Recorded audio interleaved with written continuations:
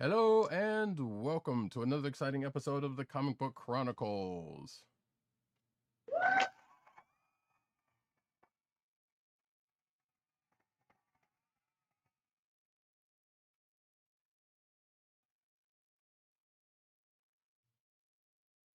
I am your host, Radicat, and you can find me at Radicat on Twitter. You can find me at News Need on Twitter. You can find me at CBCaps on Instagram. South Carolina with Columbia down the way. And sound effects you've heard come from none other than our man in Brooklyn, one agent _70 on Twitter and Instagram. What's up, everybody? It's the B, the R, the O, the O-A-L-Y. It's the place where I stay. Most definitely one I didn't expect to hear from you tonight. Digging in the crates, metaphorically speaking. Exactly. Shout out to the D&D. Folks, we are here to bring you another Comic Book Chronicles, and this one's stacked with news and such. So we're going to get right into, well, after I'm rushing my doggone self. So after we get through this, you can find this here podcast on the Coldstone Podcast Network. That's ESPN.us. Do it today. You can also find us on your podcast personal place of choice, whether it be Google Play, Apple iTunes, aka Apple Podcasts, Spotify, or the Coldstone Podcast Network's SoundCloud page. You can find us recording every Thursday night, 9:30-ish p.m. At the YouTube channel of The Kliq Nation. That's youtube.com/TheKliqNation. And also twitch.tv/Comic Book Chronicles. All one word. And make sure to hit like, subscribe, and click the notification bell so you can find out when we are online. Yes. Weirdly, a lot of comic book Twitches that are out there, but this is the only one you trust. So stay with us, folks. I said it is true. So we, folks, are going to start out with the comic books like we do every week. We're going to start off with Fantastic Four number 37. The creative team on Fantastic Four number 37, it is written by Dan Slott with art by Nico Leon, color art by Dono Sanchez Almara, and letters by our favorite Python, VC's Joe Caramagna. Indeed. As I pull up the covers, the cover rather. This is a Halloween issue. Just in time for the 'tis the season, I guess you could say. It's Well, I'll tell you what my initial thought was, because I literally just finished reading this maybe within the last hour or two. It was a rather densely packed holiday issue. fair. It's not, or it's definitely not like a singular theme. It's definitely not like the X-Men Halloween issue that we got last week, which had like a singular theme kind of running through it, where, this definitely tied into many of the ongoing threads that have been going, that we've been following through this run of Fantastic Four. Mm-hmm. Right. So we get a fairly recent villain coming back into the fold again. That being the Profiteer, who's back for Ben and Alicia's kids. We get the Halloween, them going for their first trick-or-treating, and their them conquering Yancey Street's candy market. Then on the other side of it, we get Johnny, who's kind of feeling a little, everybody's got plans, and then feeling a little left out. So he goes catches up with Spider-Man, Peter Parker, which I could have sworn like he was in the last issue that they were talking also, when all that other stuff when yeah, this is presumably very much pre-Beyond, right? Obviously, since Beyond is happening over a relatively short span of time and happening very quickly, it's easy for Slott and Marvel Continuity to place this story just before that, which made me smile because I was like, it better not be Ben Reilly. Yeah, I would think that would be weird because I don't know if Johnny had any dealings with Ben, probably, but we don't even know. Or at least to the point to where they'd be all chummy like that. Right. And it's unlikely that they would have that kind of relationship buried in Ben Reilly's memory. Exactly. Or at least regardless. Well, not over the recent stuff, because they definitely have, even though they're catching up with each other, they definitely have had relatively recent interactions because Spidey's asking him about Sky. Right. And Sky is not an old acquaintance. Sky is a relatively new character that's been introduced into the fold. So it's, like I said, at the end of the day, I was very happy that it was Peter. Well, but that's what I'm saying, though, because because I was about because that's what I'm saying, because Spidey was in, I think, the last issue before the thing that happened with Johnny and Sky happened, because they were talking before Sky came into the I believe, or it was either last issue or the week before last. Either way, they have definitely talked in the last couple of recent issues of the Fantastic Four. It's just that Peter didn't know about that. I see. And the Doom stuff, because since that stuff kind of he told him. I was about to say, like a lot has happened since then. I think that's what Slott's writing reflected. Right. The whole wedding stuff and the whole Victoria, cheating with Victoria, like having a fling with Victorious and all that stuff. All that stuff happened in the interim. Right. So I think it's been more than a few issues since they last talked. I don't know. I feel like it was kind of relatively easy. Listen, our sense of time, ladies and gentlemen, as we've said repeatedly over the last year and a half, almost 2 years now, over the course of the pandemic, our sense of time has gone and taken taken a breather. It's just it's been knocked for a loop. Let's put it that way. Right. Also, so there has been Reed. We're catching up with Reed trying to deal with the revelations from I guess last issue, whenever it was. Recent. Let's say recent issues. Yeah, we'll do that. Yeah, because it's definitely been the last couple of issues, and that's going to lead into the next event, whatever the case may be. And I do love this. How come? So I don't know if you picked up on this. Reed kind of had a how come he don't love me, Uncle Phil moment. Oh, absolutely. I got an interesting kick out of that, because that was, believe it or not, I think that's the first time we've ever seen Reed emote in that way about that particular emotion of abandonment. Right. I don't think we've ever, and obviously it's contextualized with the revelation that apparently there is a long lost sister or half sister that he never knew about. Right. And Slott even throws in a note about the fact that he has these other siblings that are in another timeline. Right. That he's never kind of revisited. And I don't remember that. That must have been. Yeah, that must have been a time when I wasn't reading the FF. And there have been a lot of times when I wasn't reading the FF. So that's not a big surprise. It's probably in the 90s. Right. I was thinking it was like, was this around the Council of Reeds type situation? And maybe that came up then, but I don't even know, because I wasn't reading around that time either. Well, the Council of Reeds stuff came up during Hickman. I was reading it during Hickman, but now if you think about it, that was 10 years ago. Yeah. So everything that feels like it was yesterday is unfortunately in our time, in real time, has occurred sometimes over a decade ago. Right. So. Right. But outside of that, like I said, we get a couple of other things that happen just to kind of bring this on home. Going back to the whole Halloween trick-or-treating thing, apparently Joe channels Wolverine during that one fight.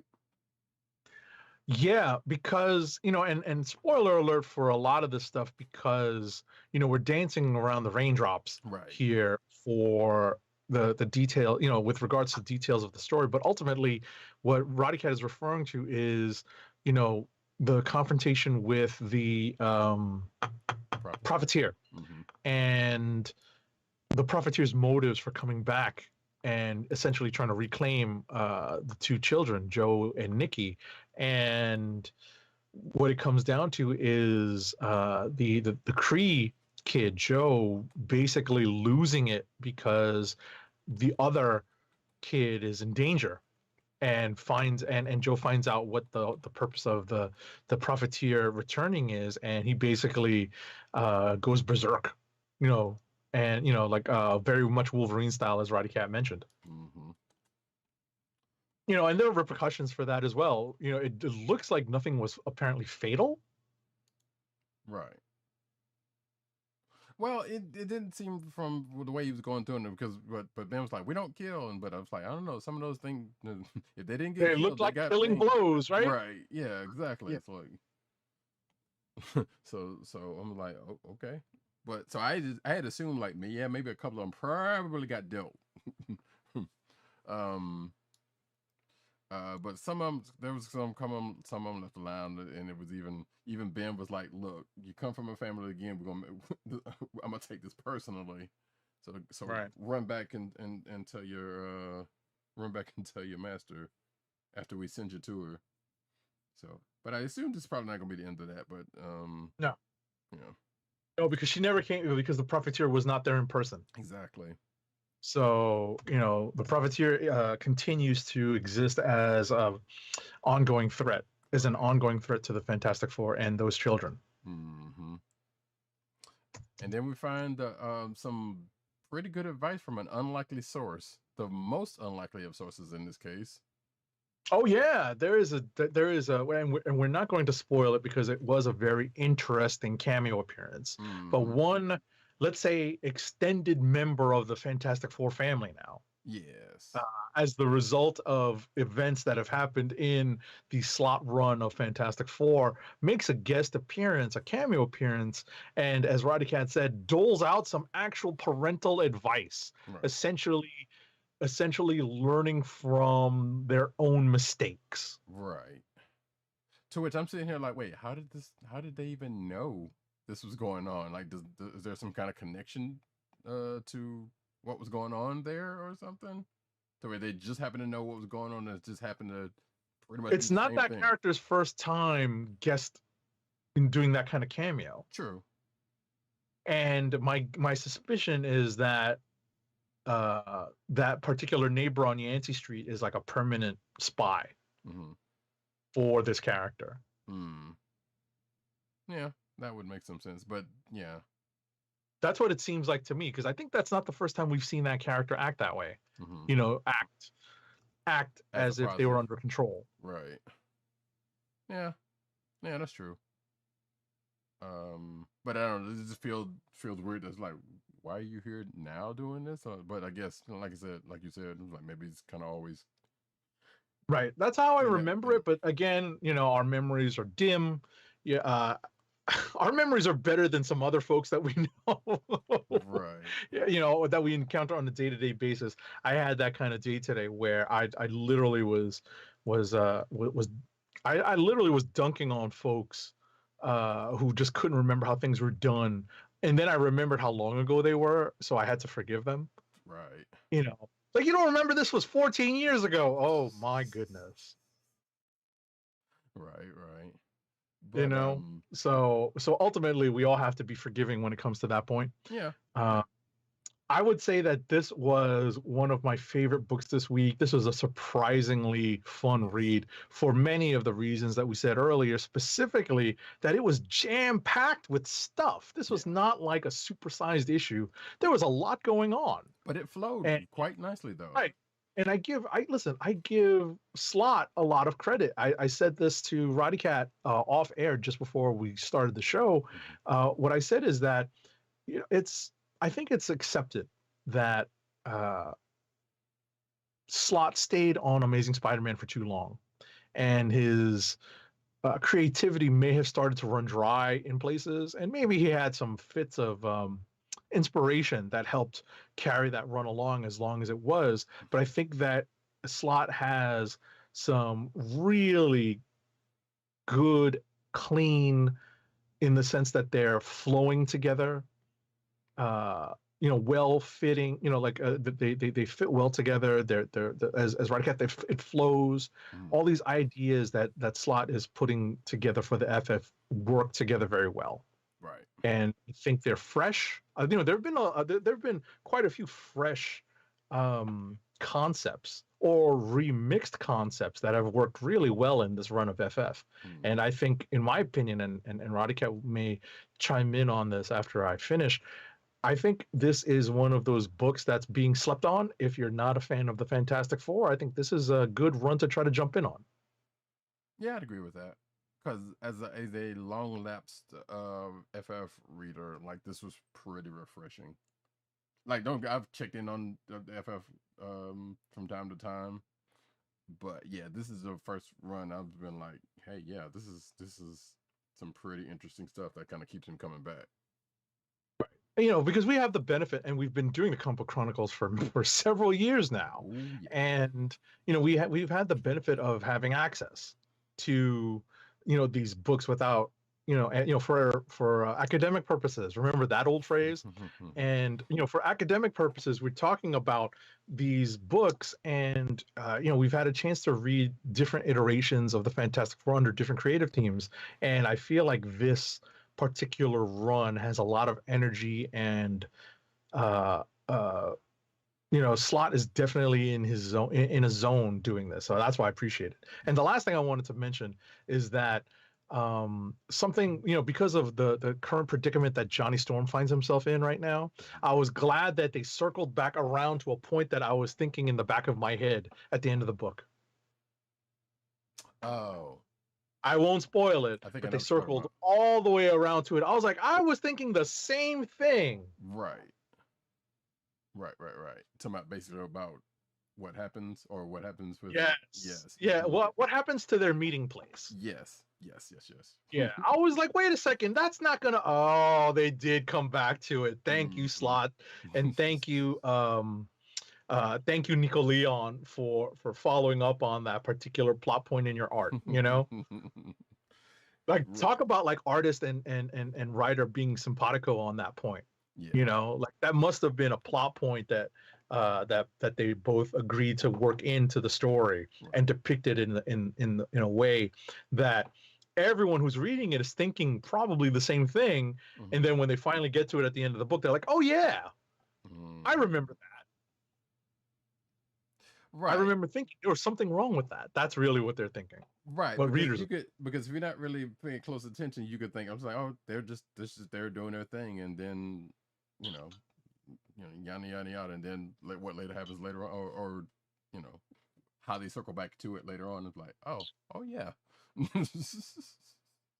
So that was cute. Also, I did like the part where I know that this was definitely kind of a throwaway part where the kids were talking to Spidey.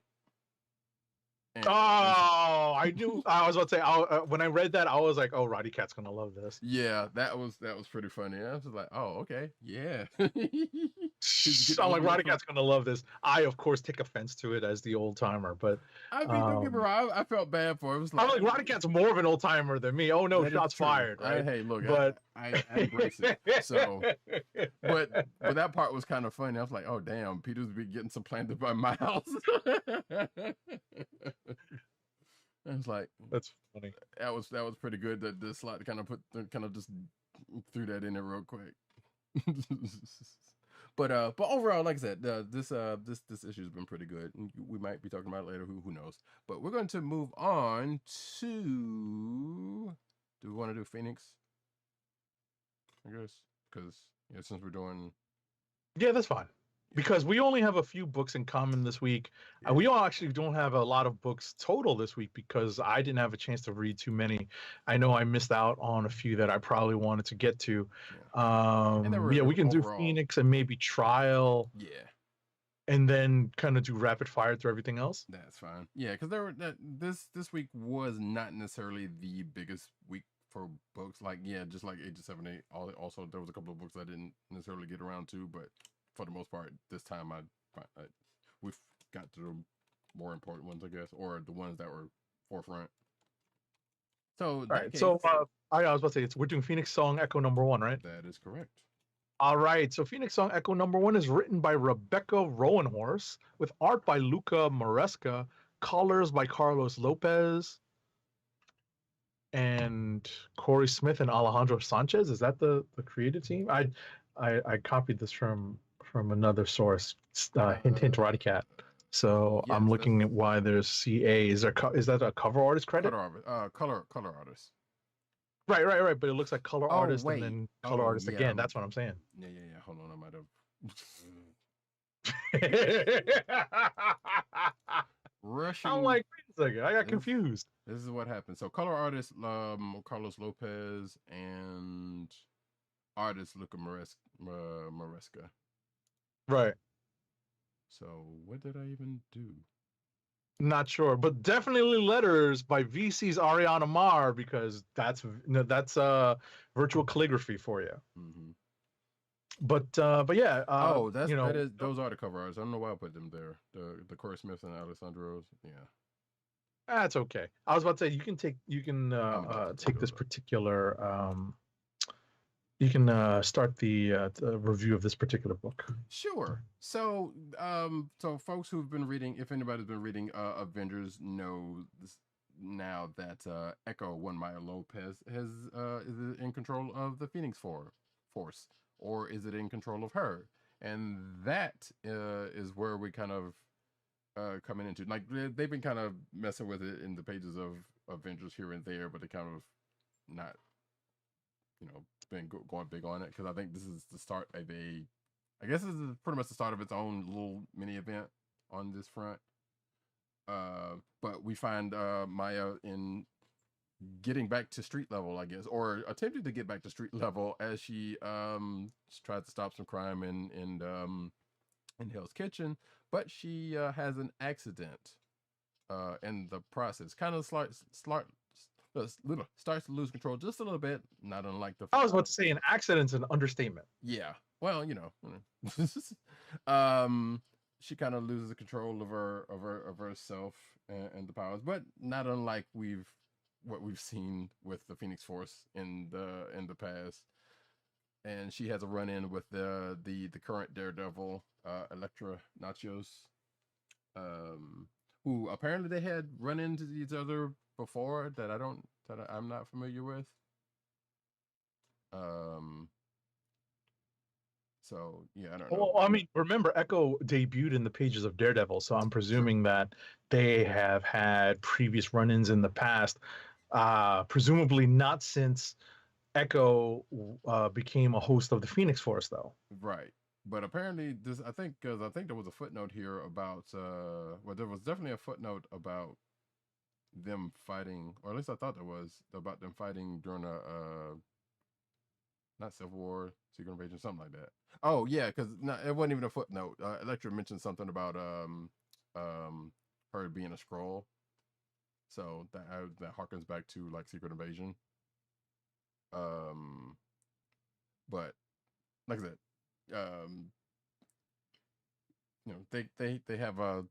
they have a run-in with each other, but then Echo kind of just rolls out, and it gets met up by the most unlikeliest person, well, likely but unlikeliest person to confront her about having her power. So that was the part that was like, huh, okay, I can see it, but not really, because you would think, hey, Jean Grey would be the one to kind of come running forward, but instead, it's one Krakoan Forge. Right. And I can see why it happened that way. One, because of the writer. Right. Yes. Trying to tie in many of the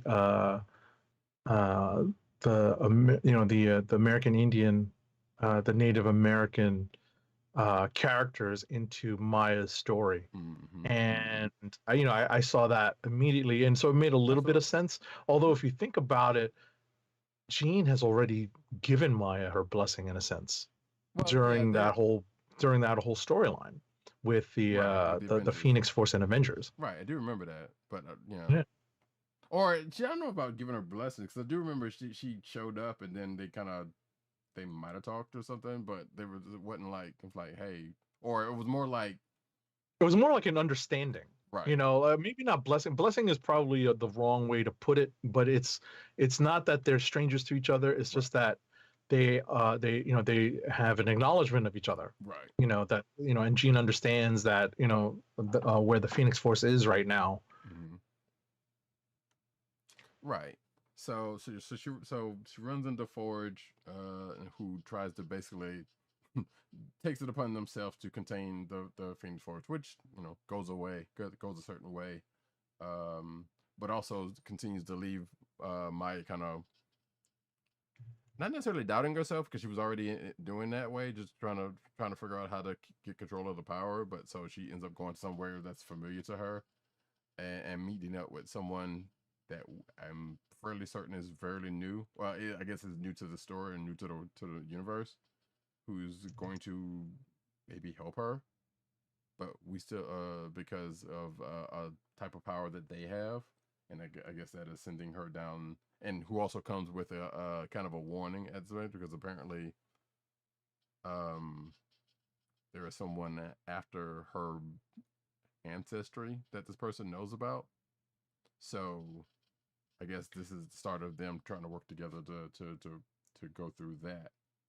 Right. Unfortunately, I know who this character is because I've read the January solicits. Okay, and I did not. So So do I'm not. not going to spoil it, but again, it does have something to do with uh, a Native American history, with the Native American history of characters in the Marvel universe. Okay. Interesting. I feel like I should know who that is, but No, I'm purposefully, obviously being purposefully vague. sure. So but giving enough information to lead anyone who's curious down the correct path. Right. But regardless, so this is I think I can't remember if this is like I think it's a 5-issue thing going on, and there might be some more to it. Or actually, I don't think I've seen any other like tie-in books to this. But yeah, this is 5 issues if I'm not mistaken. But obviously, we know that Echo is going to have a Disney Plus show at some point in the near future. So here's another, this is another reason to have her out, out front and center for folks who are not aware of her backstory.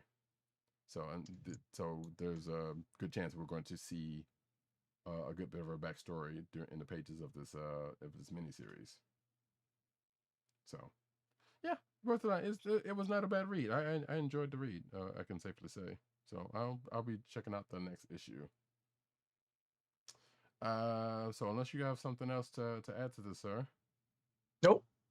We can move on. What's next? Oh wait, did you? Okay, no, you didn't read that. Okay, the Trial of the Trial of Magneto #3 is our next book. It is, yes. Our next book is Trial of Magneto #3. It's written by Leah Williams with art by Louis Wernick and David Messina, colors by Edgar Delgado, and letters by VC's Clayton Cowell. So there's some interesting developments in the story based off of the cliffhanger ending of the previous issue, and we find one as I try to click through to my review copy here. I apologize, folks. One of the things that we were very confused about is the state of and spoiler alert here. Here comes the bell. Spoilers incoming, folks. So one of the things that we were very much curious about is the version of Wanda Maximoff that we see emerging at the end of the previous issue.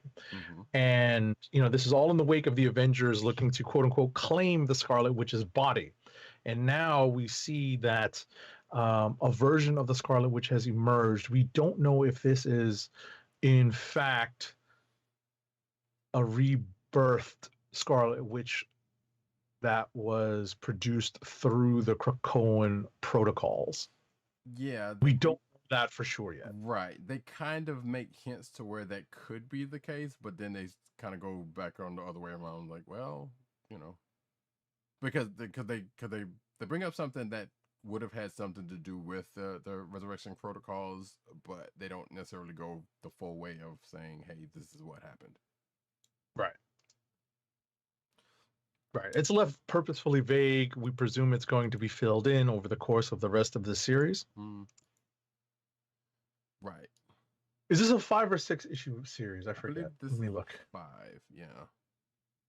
Oh, so we're actually almost at the end. We're halfway through now. Right. We're past the halfway point, really. Okay. Wait, so is it 4? No. I mean, in terms of 3, you know, like if it was 6, we would right. be at the halfway point. If it was Right. 5, we're actually past the halfway point. Sure. So, But yeah. But, go ahead. No. That's all. I wanted to confirm that it was a 5-issue series. Go on. Gotcha.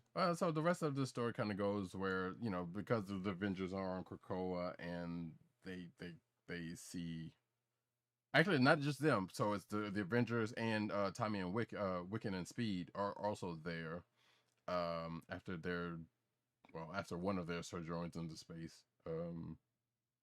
So they kind of play a small part after the revelation of Wanda being alive, but not necessarily the Wanda that they know as their mom. And yes, there was an attempt to do something that both Agent 7 and I thought was very much a choice in how they handle something with Wanda. It's like, yeah, I don't know if that's the thing you want to do. Like, trying to give her trying to give it's her kind of a unilateral decision. I'm like, wait, this isn't something that they're gonna run past everyone there, right? Like, we know a part of resurrection protocols is to basically give the person their memories back up to the time that they have, or up to current speed, basically from what is known. Right. Like, basically the most recent backup, and that's presumed to be something very recent, like just up until the point of their death, maybe like plus or minus like 10 to, you know, like 10 minutes to a day, depending on when that happens. But it's been acknowledged that the last backup on Cerebro's memory banks for Wanda Maximoff is very old. Right. Like very, very old, and presumably well before House of M, obviously, you know, and other such events, because you see flashes of those when they try to do what they do. Right. I mean, it's well before the birth of her, or the creation of her children. Let's put it that way. Right. We could basically say it's after we found out that Magneto supposedly is her dad. Right, but then I think before White Vision. Correct. Well before that. Yeah. Well before White Vision. We're going way back in time. Like, they don't give a specific time frame, but we at least know that much. So it could be, well, they were married, so it's got to be somewhere around West Coast Avengers time at the very least. And before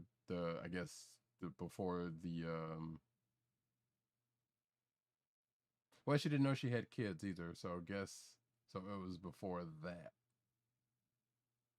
So it's before the backup was before the this Vision of Scarlet Witch first mini series.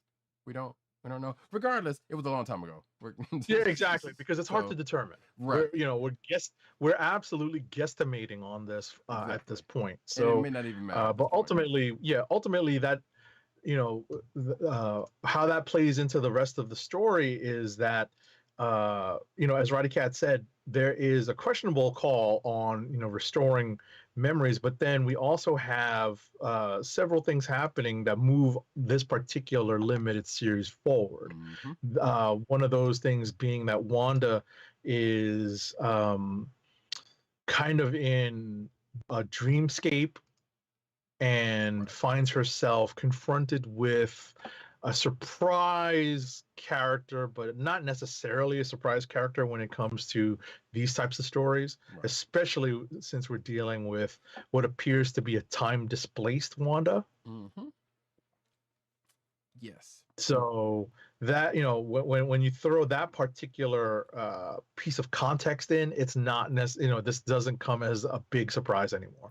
Right, and we'll get more context on that next issue, possibly. Now, the only other thing I'm curious about is whether we get anything about that decision that was made to do what they did, or at least the repercussions of, let's say, because after that happened, stuff started jumping off on the island, and we saw Scarlet Witch like one other time, and she gets kind of carried away, kind of get brushed away with her kids, with Wiccan and Speed. So we don't know if she even, the version we see later has any connection to that, or whether they're going to put that together, or how she reacted to getting her memories back, or at least the memories that she was given back. Right. There's a small interlude involving Pacific Rim-esque kaiju, right? Which is exactly what I said out loud when I was reading this. Mm-hmm. Roddy Cat will confirm that. I can definitely confirm that. So yeah, so we'll see what happens with that next issue, and if there are any repercussions to any of this, or whether that was just kind of, what's funny about this? Didn't they have a mech that they had in, what was it, like the X-Men annual, or was it a result of the first X-Men arc? No, that was the Duggan arc. Yes, that was like issue one or two of X-Men, of the current X-Men. Exactly. I'm surprised they didn't try to tie that into this miniseries. Right. To fight these kaiju. Exactly. They just conveniently forgot about that. Right. And I guess they figured, well, we got the Avengers here, and not the same team makeup as that anyway, with the exception of one or two that were there, that are here. Right. And as Agent 70 said, we get a giant size Janet Van Dyne, which we haven't seen in a good minute. So that was an interesting thing to see. Definitely. So yeah, but that was also an interesting read from this week. So I guess on that point, we're going to go to rapid fire. I think so, because we started a little late, so we're going to try to keep things moving tonight. So I ain't got time to move.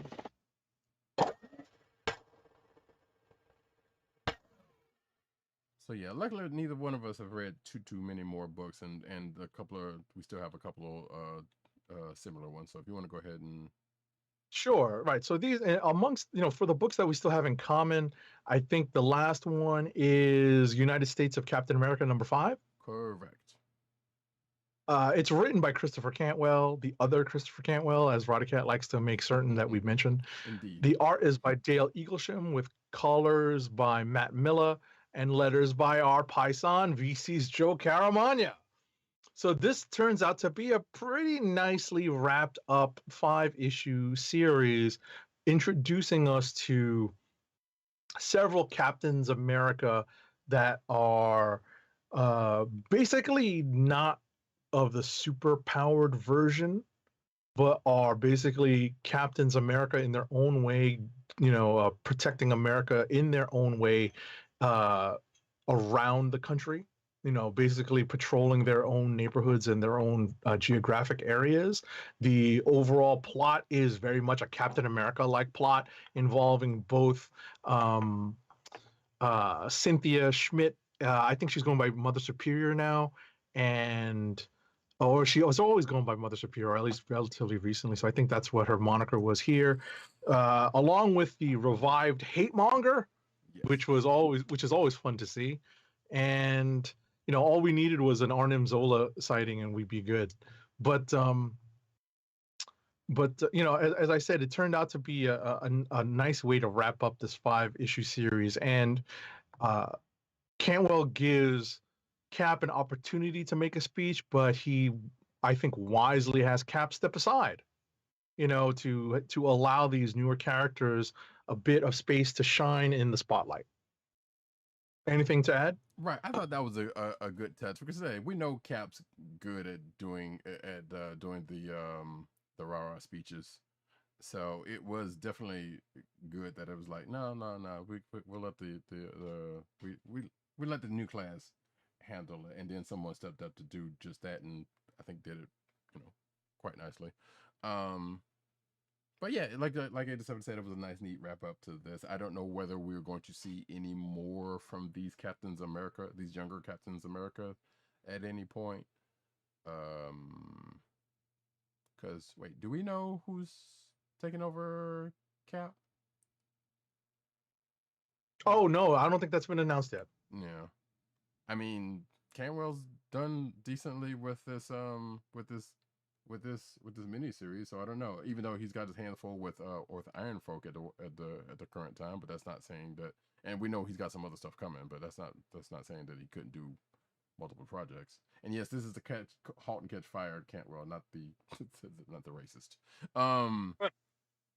So yeah, so I don't believe we've gotten an announcement yet over, for a new Captain America creative team. Right. So, we see lots of Cap in other books. Surprisingly, in this month alone, we see Cap in almost all of these books. That's true. Even one that I'm going to talk about when I get to mine. So, oh no, the other book that we have in common is Death of Doctor Strange. Okay, yeah, I was asking. Yeah, I was about to ask if you had read that. Yeah, I don't know why. I think I got held up trying to add that to my list. So I'll read it off yours and I'll add it in a second. Sure. So Death of Doctor Strange #2. It's written by Jed MacKay with art by Lee Garbett, colors by Antonio Fabella, and letters by VC's Corey Pett. If you want to start the review, well, actually, you know what? Since I'm doing the rapid fire, I'll start the rapid and then you'll pick up.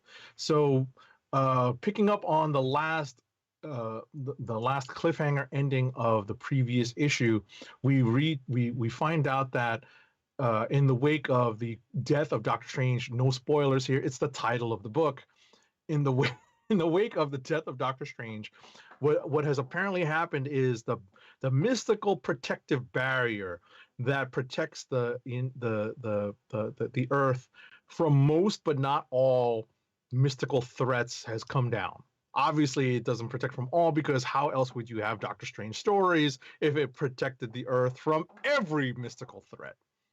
So once this barrier has come down, all of the mid-level baddies have come out. I love that Umar came out. I was like, oh wow, I haven't seen Umar since I read her entry in the Marvel the Ohatmu handbook. I was like, wow, Umar, that's crazy. And then we also get a reappearance of Clea, and the reason why we see Clea is that all of these characters are not, what we find out, spoiler alert here, these characters are not invading the Earth, but they are seeking refuge. And what they're seeking refuge from are 3 characters who are newly introduced in the pages of this book. And they are powerful mystics because they are able to take on not just a Doctor Strange who is time displaced. We'll put it that way without spoiling the entire story. This Doctor Strange is time displaced with a very specific purpose that is laid out in the pages of this book and from a very specific time. So that is also described in this book.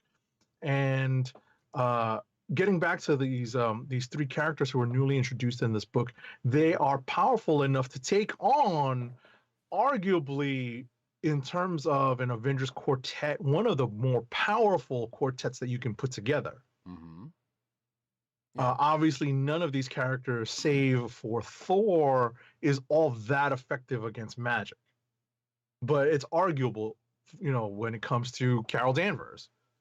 Yeah. So, you're putting Carol Danvers in with, this Avengers group with, alongside Clea, a time displaced version of Doctor Strange and Dr. Voodoo against these 3 characters, and these 3 characters basically run roughshod. Yeah. Over the assembled group of heroes. If the Black Order came to Earth during either the MCU or or in the original comics, and just kind of had their way with with the heroes they meet up with. Right. I mean, I don't even think the Black Order in the comics were this, were this formidable. That's how I remember them. Sure. You know what I mean? Mm-hmm. I thought that they played not that they were overpowered. I hate that OP shortening that I read online, but not that they're overpowered in the movies, but I felt like they weren't. I mean, they're definitely intimidating. Don't get me wrong. Right. The assembled Black Order, introduced in Hickman's in Hickman's Avengers run, was a formidable force, individually and as a group. But getting back to this Death of Doctor Strange #2, ultimately where we find ourselves is in these three new characters withdraw, but it is with to be continued. So of course, we know we're going to get more of them in the next issue. Right. And we were talking before the show real quick that this issue, well, this particular story and the trial of Magneto seem to be sharing a similar beat because of the fact that you have two magical time displaced characters kind of front and center. Right. Revolving around a death. Right, exactly. And so there's that's a lot of commonality right there. Exactly. There was a rumor report saying that they might be related to an event that might be coming, but there's no word on that one way or the other. So they could be still kind of coincidence at this point. But also in the way it's particularly the way that Doctor Strange kind of bought it. I think I said this in the first issue, as we found out in the first issue. It's almost likened to that What If that we saw from Doctor Strange, where the Ancient One kind of did something similar with their life force. It was like they clearly read that. They had time to read that script before doing this, because it seems awfully familiar. But the only last point I could say about this, I love how when this time displaced Stephen was trying to explain the situation, and then the Avengers call and Cap gets word of what happens, and Cap just kind of takes it as like, well, okay, we still need to talk to you. So it was like, okay, well, and it's like, yeah, sure, all right. Like he didn't even skip a beat. It was like, yeah, we still need Doctor Strange. So that was, I guess that was the only other thing. It was like, because this Stephen was, I guess if we want to even go down this road like real quick, but like this particular time displaced Stephen was before he was Sorcerer Supreme. Like, was there even that time? I mean, I don't know. I'll be honest, I don't know. Right. It's obviously before the time, and we'll be we'll be frank. We're not necessarily the biggest Doctor Strange devotees, right? But at the same time, we know that obviously they've tried to integrate Stephen Strange into the Avengers lore more since the MCU began. Definitely recently, yeah.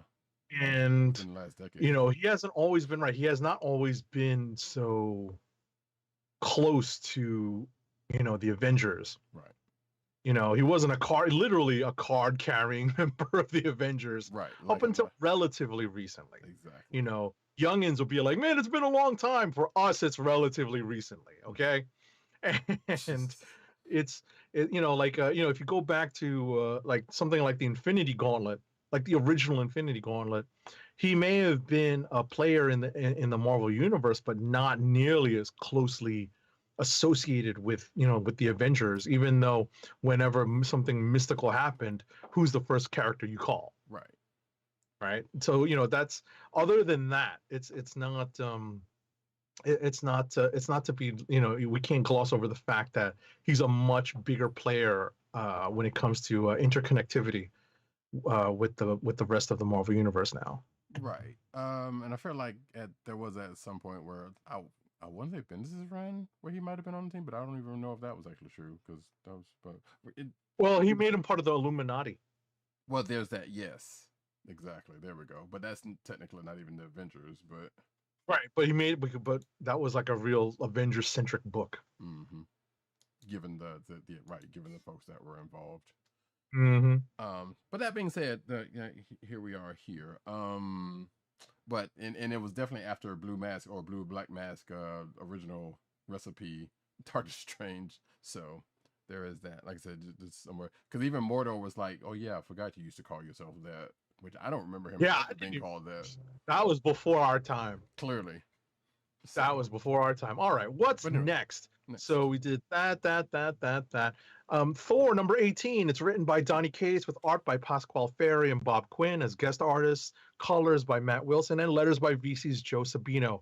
It is not a spoiler when I say this issue is very much centered upon Throg, Simon Walterson, which is obviously a shout out to Walt Simonson. And this follows, and this is a mild spoiler, so I'm going to ring the spoiler bell. This follows the storyline that is part of the cliffhanger ending of the previous issue, which is that Mjolnir is quote unquote missing. We find out that at least if you read the solicitations, that Mjolnir may be running amok, but as for now, what we understand and what Thor understands is that Mjolnir is missing, and he needs to find out where it went and what has happened. And he seeks out the council of one Loki. Of course, he's going to seek out the one called Loki, because who else is going to be able to be a spy? But Loki is very much in charge of his own kingdom at this point, if you are not keeping up with his story in the pages of the current run of Thor. He is the king of Jotunheim, and the tables do get turned in this issue. It's very fun to read. It's a great sequence, and this is where Throg is brought in. And Throg, in order to fulfill Thor's request to find out what is happening with Mjolnir, assembles his own team. Let's say, that's right, the Pet Avengers. And it is a very fun issue. It's one of those things. It's one of those issues that will bring a smile to your face, no matter how familiar you are with Thor's canon, at least even in recent history. So definitely recommend this issue just for the sheer delight that you will have in reading it. Next up is before you go on, I was about to say, I was wondering, since you mentioned Loki being a spy, I was like, I wonder if that's a callback to Agent of Asgard book, because he technically kind of was a spy then, in a way. It's a call. Yeah, I was about to say it's a callback to Loki's nature, Wow.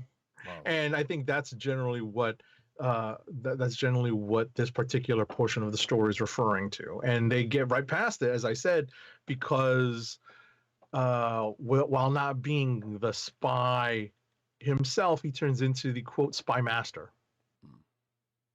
So it's actually pretty fun. I would recommend that, even though Roddy Cat's not keeping up with Thor that closely, that he read this, because like I said, it's a very delightful issue to read. I'll check it out. Next up is a Fear State in the pages of Batman number 115.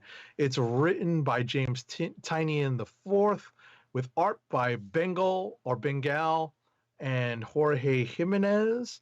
Colors are by Tomo Mori, and letters by the freelancer Clayton Cowles, not with virtual calligraphy. So again, I am not keeping the closest of watches over how closely we're approaching Future State. We are in some nebulous time between the current state of the DC universe and Future State. We're somewhere prior to Future State still, but it seems like we're getting closer and closer. And we have here in this issue several things happening with Simon Saint. He is trying to cover up his tracks, but at the same time, he's trying to cover up his mistakes, but at the same time, looking to create a distraction and taking out some players on the Gotham City villain chessboard. We found out relatively recently that Poison Ivy is making moves literally underneath the streets of Gotham City, and that makes her a target now for Simon Saint. Batman and Molly, what is her last? What is her? Oh, it's the new character. I forget what she's called. From the Unsanity Collective. I know one of her names is Molly. There's a longer name to it. Okay. Molly something. I'll remember. But ultimately, there is possibly there Batman and this Molly character are on a quest to try to reclaim some technology that the Unsanity Collective had put together that might be a way to defuse what the Scarecrow is doing. But it turns out that the Scarecrow is beating them to the punch, and the Scarecrow is using Peacemaker #1 to try to complete his fear state experiment on Gotham City. So bottom line is we have this story continuing to hurtle towards the eventual future state, which is still so weird. Yeah, so that's, I think, what the Miracle Molly, that's it. I had to Google it, folks, so apologize for that. Just a quick literal typing of Molly Fear State, and the first result filled in that particular blank for me. So as Roddy Cat was kind enough to say for me, it is still so weird to try to figure out where we are in this and how we are kind of still hurtling towards the events of Future State. That have already happened. Right. That we've already seen laid out. Mm-hmm. Next up, I'm just going to say that I skimmed Eat the Rich #3 by Boom. I skimmed it. I do need to, I think, reread or read issue #2, which I may have missed because I just didn't get a chance to read it. So I'm going to go back and read that. What I did read, though, is Nightwing #85, and this is a potential click of the week. It is written by Tom Taylor with art by Robbie Rodriguez, colors by Adriano Lucchese, and letters by Wes Abbott.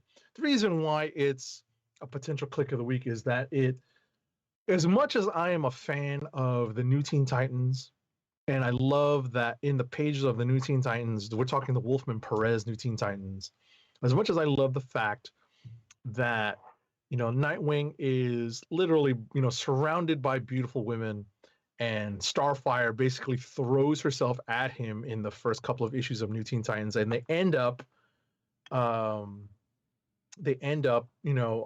being a couple for a very long time in the DC universe. In the Kingdom Come timeline, they actually have a kid. Where I'm going with this is that in this issue, at least for now, we get a nice little interlude relationship-wise between Barbara Gordon and Nightwing, Dick Grayson. And it's been developing over the last 2 issues of Nightwing, and it looks like there may be something brewing here that Tom Taylor wants to explore.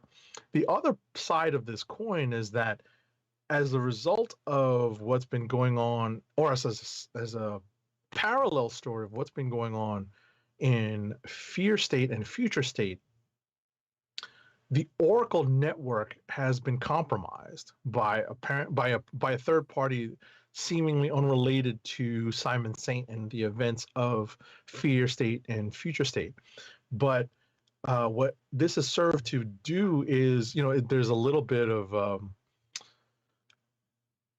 allegory here when it comes to the police state and the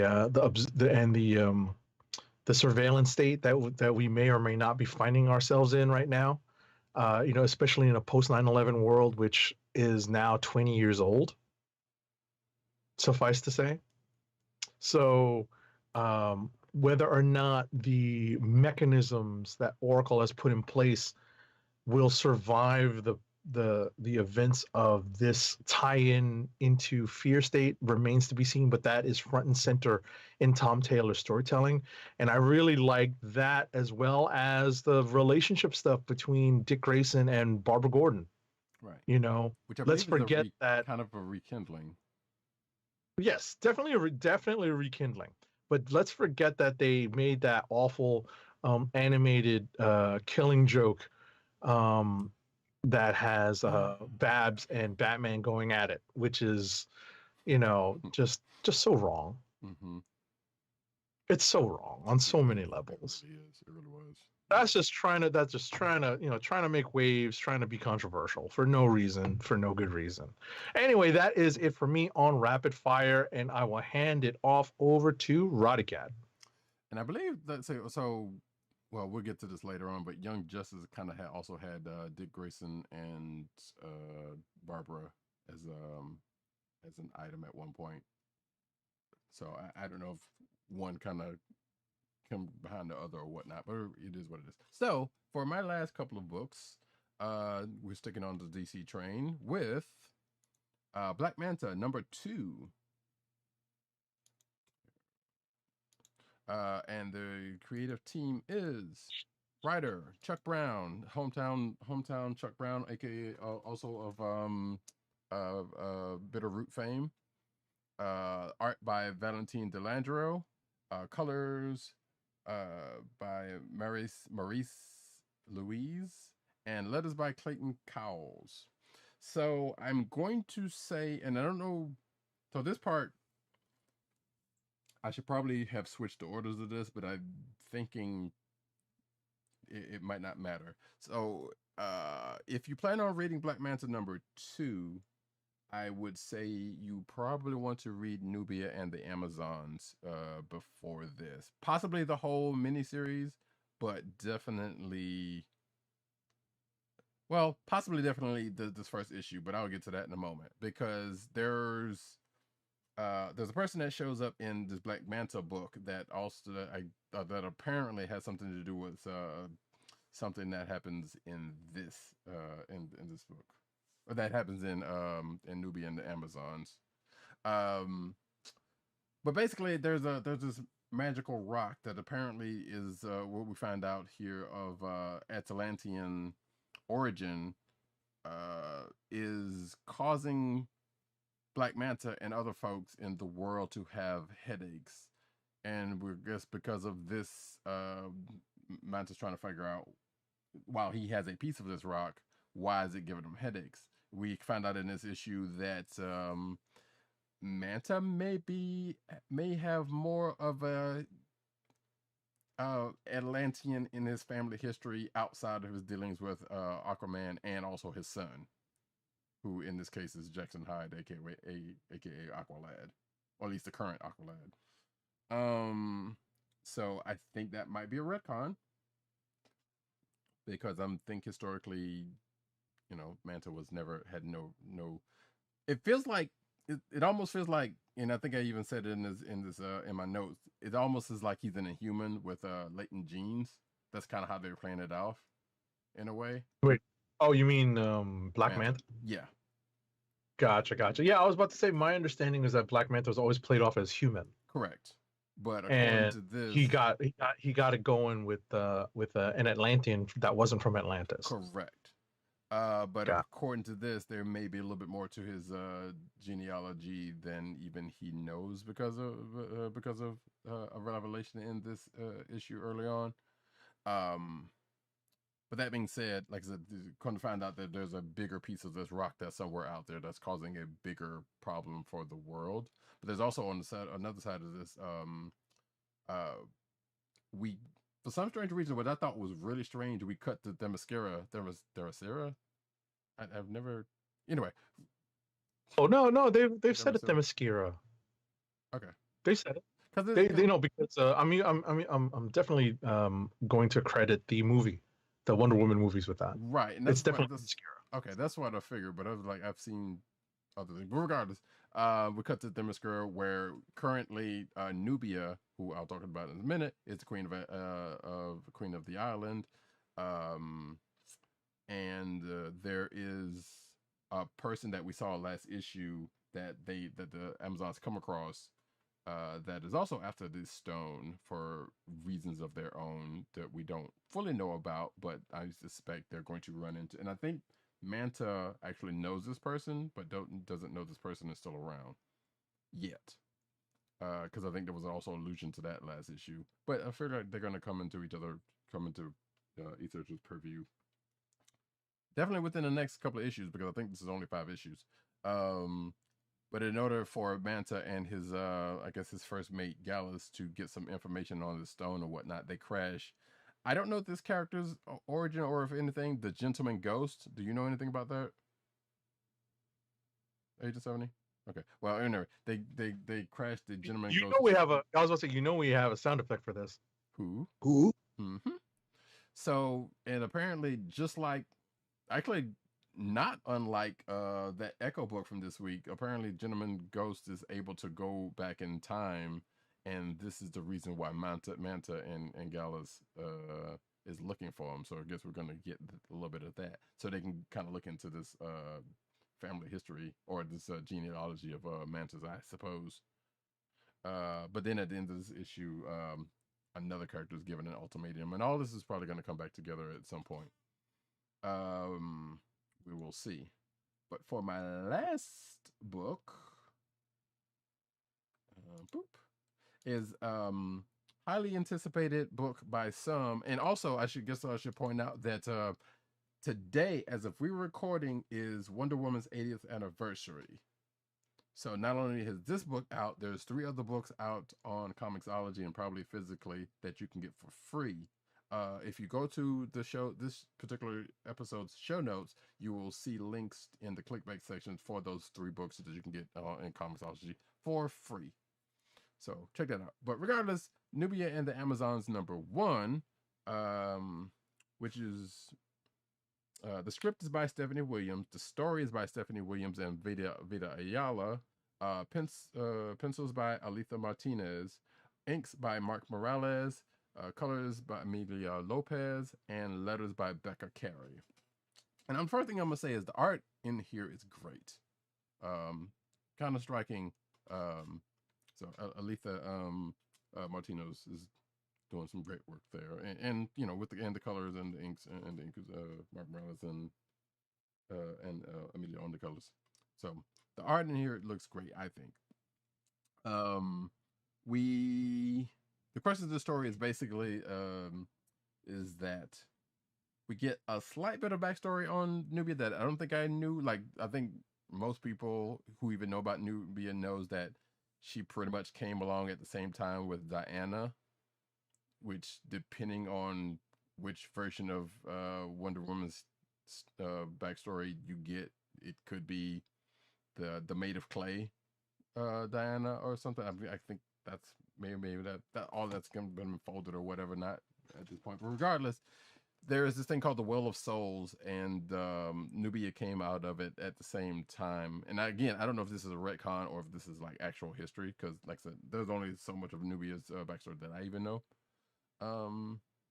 But Nubia came out of this thing called the Well of Souls, which apparently when women out in men's world died, they can potentially come back to the Mascara to be basically get reincarnated as potential Amazons. And I think it has something to do with these women being abused out in the world from what the story is saying. So they can pretty much get a second chance at life as the Amazons in this case.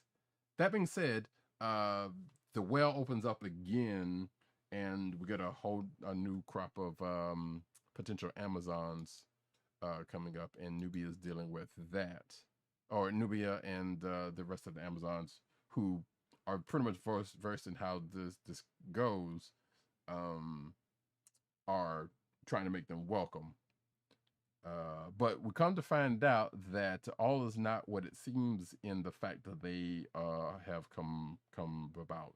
Not because of, well, we know there's one of them who seems to have a pretty amazing aptitude for certain things, because apparently once folks come from the Well of Souls, they get basically assessed for their Amazonian potential, or what they end up doing.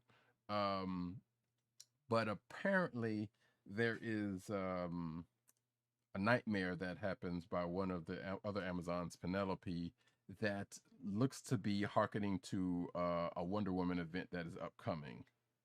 From what I read from another article, I would not have put that together from this, but if it hadn't been for the fact that I read another article within the last day or two, I would not have known that. So this nightmare is kind of inferring that, hey, this other event in Wonder Woman is going to happen, and we'll talk about that event later on in the news section. But overall, it was a pretty good first issue. There's some curiosity as to what's where this is leading. I believe if you did not know the fact that Nubia is now the queen of Themyscira, then you might want to check out Infinite Frontier, because I believe that's where all of that came about, which is somewhere in between Future State, because we know Future State, I think in Future State she was already queen, and that whole thing that we just talked about with Future State. And in that case, that is the end of it for me, so we can get to Clicks of the Week. Alrighty, Clicks of the Week.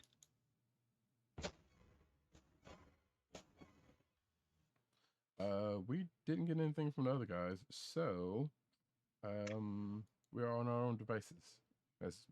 That is okay. I wanted to mention that the two potentials clicks of the two potential clicks of the week that I had, FF number 37 and Nightwing number 85. I wanted to shout out Yvonne Craig, who is no longer with us. She passed away back in 2015, but she's the image of Batgirl I have in my head. Anyone that grew up with Batman 66 on constant reruns and syndication will have Yvonne Craig's Batgirl running through their head, and she was definitely a sight for anyone of the right age, and that right age was definitely a big span. Yes, there was a big span for that right age to see Yvonne Craig in that Batgirl suit. Be like, oh yeah, that works. Yes. So I wanted to I want to give a shout out to Yvonne Craig because as Roddy Cat said, rekindling the romance between Nightwing and Batgirl is, a nice little story to explore in the pages of Nightwing. But I think I'm gonna still go with Fantastic Four number 37 as my click of the week, because I just had, from start to finish, a great time reading that book. Yeah, indeed, and in fact, well, let me see. I feel like I'm probably gonna do the same thing, because I did enjoy the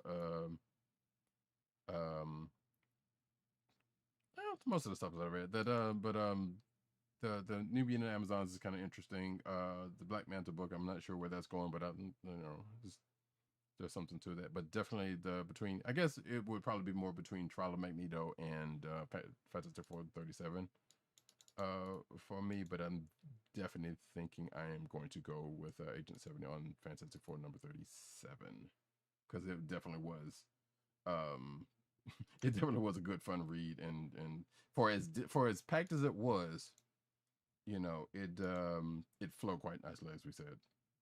Right, and it definitely sets a new standard for holiday issues, I think. Talk about weaving in lots of continuing plot lines into a holiday issue. Fair to say. All right, cool. Like I said, we didn't get anything from the other two guys, so we're just going to push on to the news. But first, an ad read. Our first ad read of the night is for Funko, Fun at First Sight. It's your home for exclusive collectibles, such as their famous pop vinyl bobbleheads, apparel, including t-shirts, hats, and socks, and brand merchandise such as custom DIY pop figures, art books, and skateboards. And now the listeners of the Comic Book Chronicles can enjoy 10% off your entire purchase when shopping at Funko. To place your first order with 10% off, and to help keep our show free for you, go to our network website at cspn.us. That's cspn.us. Then click on the Keep Our Podcast Free link at the top of the page. From there, scroll down to the Funko link and place your order. When you get to the checkout, put in the offer code SHOP10 for your 10% off discount. Funko through CSPN.us. Do it today. And now we get into the news.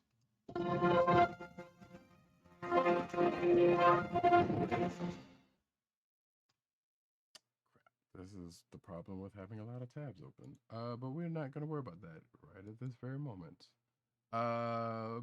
Memory drain. No, it's not even that. It's just that I just moved the tab and I have no idea where it just went. But oh no. Yeah. All right. We start off with the cinematic news as we do every time about this week. We got definitely a lot of news from DC fandom, and we will get to that in a moment, and we're gonna run through some of that. But that's definitely a link or two in the you can definitely go to the show notes for everything we're talking about. William Shatner's in tears after historic spaceflight. Yes, that thing happened. We talked about it last week that it was going to happen. It already happened, and apparently, shut up, Guardian. The Star Trek actor William Shatner, like people don't know who that is, declared himself overwhelmed at becoming the oldest human in space at the age of 90 during a brief but successful second crewed flight on Wednesdays, the 13th. The space flight, Blue Origin New Shepard rocket ship from West Texas desert. The Canadian who you know who this. God dang it, why do they always do that? Jeez. Well, they're describing it as if it was an actual news story where we already know most of the details about William Shatner, and most of the details are unimportant to us because we know him as Captain Kirk. Exactly. So he could have written a story that said Captain Kirk makes a real historic space flight. Basically. So he basically says after this flight, after he comes out away from this flight, quote unquote, "I hope I never recover from this," Shatner said following his touchdown in the company of 3 civilian crewmates. "I'm so filled with emotion about what just happened. It's extraordinary. And I'm not going to do a Whitney Shatner impression because he'd probably be like, "What are you doing?" It was extraordinary. I don't know if anybody's seen that I think it's Vanity Fair or GQ, I can't remember what it was, where he's rating people doing his impressions. It's kind of funny, the ones he likes and the ones he doesn't like. But regardless, there's a couple of pictures in here of him and the takeoff of the Space Dong, because that ship did definitely look like a dildo. Apologies for people with kids may or may not be listening to this, but it terribly does. Anyway, that's that. Next. All right. DC's Legends of Tomorrow returned for season 7 with and it was celebrated by DC publisher / chief creative officer Jim Lee with a new sketch. Jim Lee shared an image of Sarah Lance based on the likeness of Katie Lotz, who portrays the character in Legends and other Arrowverse shows. She's notably clad in her long red coat and top hat from the season 7 premiere, which saw her pose as a circus ringmaster. Okay. Yay. Also, I didn't have this in the lineup, but at DC Fandom there was a recap of the last 7 seasons. Like they basically did 100 episodes because because of the 100th episode, they did like a 100th episode and 100 seconds recap. So some of that will be, like I said, again, there's an article in the news section. Anyway, I'm going to take these next two since they're related. Dwayne Johnson makes his DCEU debut in explosive first scene. So basically, there was new footage from Black Adam at DC Fandom. The scene finds several archaeologists exploring the cave when they come across Black Adam, who pretty much takes them all down. The footage was introduced by Dwayne "The Rock" Johnson at Fandom. Probably was recorded, whatever, it doesn't matter. Him being Dwayne "The Rock" Johnson. So I don't know if you got a chance to check it out, Agent 70. I did. I had DC Fandom playing in the background as I was doing stuff last Saturday. Same. In relation to that, Black Adam DCU Fandom footage offers first look at the JSA because in the footage we see, Black Adam, and I believe we in the introduction to it, I believe there were a couple other people like Aldous Hodge was there, and Pierce Brosnan was also kind of they did like a little video, with them and The Rock and a couple other people, like a kind of almost like a behind the scenes thing or at the scenes thing. But yeah, we get some flashes of those folks and others, because as we know, Aldous Hodge is playing Hawkman, and Pierce Brosnan is playing Dr. Fate. So, and like I said, the other people. So yeah, you can get to take a look at that in the show notes. Next. Let's see. We're up to the Barry Allen, right? Yeah. Barry Allen gets an upgrade as the CW unveils the Flash's new suit with golden boots at DC Fandom. So we're talking about the television version of Barry Allen. So, every season has seen an upgrade to the Barry Allen Flash suit, but this is something that has been a long time coming, and that is that the Flash has now been equipped with gold boots on his costume, something that Grant Gustin has been asking for several years, apparently, and it was just being denied until it was finally granted and approved. So this is going to be the first season of The Flash with the gold boots. And possibly may or may not be the last season of The Flash, period. But we don't know that part. So, season 8, folks. It's a long time for any show. Definitely. And yeah, we do know that it's going to be a five-parter Armageddon event, and that's going to start on Tuesday, November 16th, on CW. So that also was a thing that happened, or that came out. And I am going to take these next two because they are also related. So, Jason Momoa shares behind-the-scenes look at Aquaman and the Lost Kingdom at DC Fandom. So yeah. Jason Momoa introduced basically some footage for, or at least a featurette, a little snippet of a featurette for the second Aquaman movie. He basically says, "Aloha, DC Fandom. I apologize for the 4-year wait, but I'm very proud of the sequel because it's tackling a lot of issues environmentally, stakes are higher, and I'm just excited because I had a big part of it with my boy James." You know how Jason Momoa talks, just like you just want to go get a beer with a dude. Dressed like a bat. But there's a behind the scenes.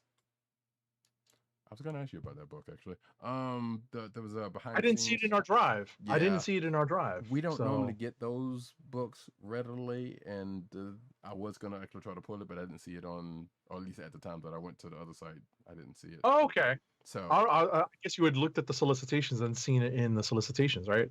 I saw it. I mean, not in the schedule, like Comic List or something. Right. I saw. Well, when I was pulling covers, so this is a little behind the scenes, folks. Sorry about that. But right. But yeah, I saw him out this week because of the covers. So I was like, and I figured you would have. I got it. Yeah, I would have read it. Yeah. Or at least skimmed it. Exactly. But yeah, we don't that brand of books we don't normally get, and I know sometimes those are kind of big for Dirt to be pulling. Got it. But yeah, well, I don't know. I have to check on that because I'm actually kind of interested in that book since you talked about it last time. Anyway, so yeah, there was a behind the scenes footage from of Momoa in the new stealth suit, which we've already seen parts of, and going into the next book, article, we also get a new look at some images of Black Manta, Yahya Abdul Mateen in the Black Manta suit. Along. Oh, so you're covering the next article? Okay. Yeah. So, like I said, I'm showing that right now from the tweets, on the article, and yeah, that suit still looks good, and it is what it is. Next up. So, in a surprising, I guess we had read some news on this before. Yes. It was unfamiliar to me. So, at Fandom, Aquaman King of Atlantis, the animated series, released a new clip, and the first episode was already on HBO Max at the time. It is a 3-part animated miniseries, Aquaman King of Atlantis, which begins with Aquaman's first day on the job as King of Atlantis, and he's got a lot of catching up to do. It's very much in the vein. The animation style is very much in the vein of the current like Cartoon Network style. You know, think Yeah, Craig of the Creek. ooh, Think no, you know not that even. style. You know, Um, that style of character, that style of characters. You know, like you know, the physical nature of the characters. We're not talking about like strictly actually, I'll go you uh, one better. justice. Thundercats Roar, because it's definitely the same art style as that. Oh, I mean, I'm not even familiar with that. So Yeah, it's a pretty much the exact same art style as Thundercats Roar, which is kind of a little bit yeah. So if you're familiar with that, and I'm not even sure if that's even out yet, but if you're familiar with that, that is that. And yes, like I just already said, that I believe the first episode or two is out for that, for Aquaman Kingdom of Atlantis at this point. right, there's only 3 parts to it, so if you're interested, you may want to jump in and check it out. Yep. Static and Milestone Heroes get an animated movie with a live action one within the works. To which, so anyway, Milestone Comics brass shared the big news for Static and the rest of the superheroes of Dakota City at this weekend's DC Fandom. Milestone characters are coming to animation for the first time since 2000's Static Shock cartoon, and the live action movie is gearing up as well. So we talked about the live action movie, and that's the one with Michael B. Jordan. It has been confirmed that that's still being done. The big and I think they kind of touched upon that during DC Fandom just a bit. But in the Milestone segment of DC Fandom, producer Reginald Hudlin and Milestone co-creator Dennis Cowan announced that Warner Brothers Animation is developing an animated film based on the Milestone superhero setting, written by Brandon Thomas of Hardware Season 1 fame and Aquaman The Becoming. At least that's his current stuff. The film will feature more than one character, according to Cowan, indicating that it won't just be Virgil Hawkins' static show. Top Milestone characters include Superman reflecting, according to this article, Icon and Rocket, as well as the high-tech suit wearing hardware. See, this has been the thing that Milestone fans have been dreaming about for a long time, and we're happy to finally give it to you finally. And they also confirmed that Randy McKinnon is developing a script for the live action Static Shock movie with Warner Brothers and Michael B. Jordan's production company. So there you go. Next up, at Fandom, the Peacemaker trailer was unveiled along with a release date of January 13th, 2022. John Cena is, of course, reprising his role as Christopher Peacemaker Marks after debuting the character in James Gunn's The Suicide Squad earlier this year. Did you watch that part? What? The Peacemaker clip they showed. I think so. Okay, what'd you think? It's fine. It's they're going for very much a Deadpool vibe with the Peacemaker. Right. And that's fine. There's nothing wrong with, trying to explore these different types of characters, and this is right up Gunn's alley. So, right. Definitely taking, if I recall correctly, Gunn said during Fandom that he said on set that he couldn't believe that DC was allowing him to get away with all this stuff. Yeah. And if it's anything like what he pulled off in the Suicide Squad, yeah, I kind of feel the same way. Mm-hmm. But so January 13th, 2022, which apparently is a Thursday, and we found out there are more people in the cast, such as Danielle Brooks and Robert Patrick, and a few other people. The Liquid Terminator. Yes, indeed. Who are also in the cast with a couple of people from who also was in Suicide Squad and some other people that I'm not too sure about, but regardless. Right. That's why I didn't want to read all that. Yeah. So the more notable names are the ones I mentioned. So gotcha. But yeah, like I said, they also gave the date for it. Next up, though, My Adventures with Superman shows off character design art.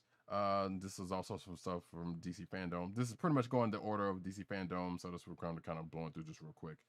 So the series follows young 20-something iterations of Clark Kent and James Olsen, whose actor hasn't been revealed yet, as they navigate working for the Daily Planet. falling in love, and coming of age amid their superheroic escapades. My Adventures with Superman is still in early development and set to premiere on HBO Max in 2023. And you can check the article for these character designs, which they look all right. Look almost anime-ish in design. Next. DC unveiled the first look at their upcoming League of Super Pets animated movie, that is Beating the Pet Avengers to the Punch, which features an apparently star-studded cast providing the voices of beloved superhero pets such as Crypto the Super Dog and Ace the Bat Hound and more. So they showed some footage at Fandom. Dwayne Johnson is voicing Crypto because he just doesn't have enough exposure. Shots fired.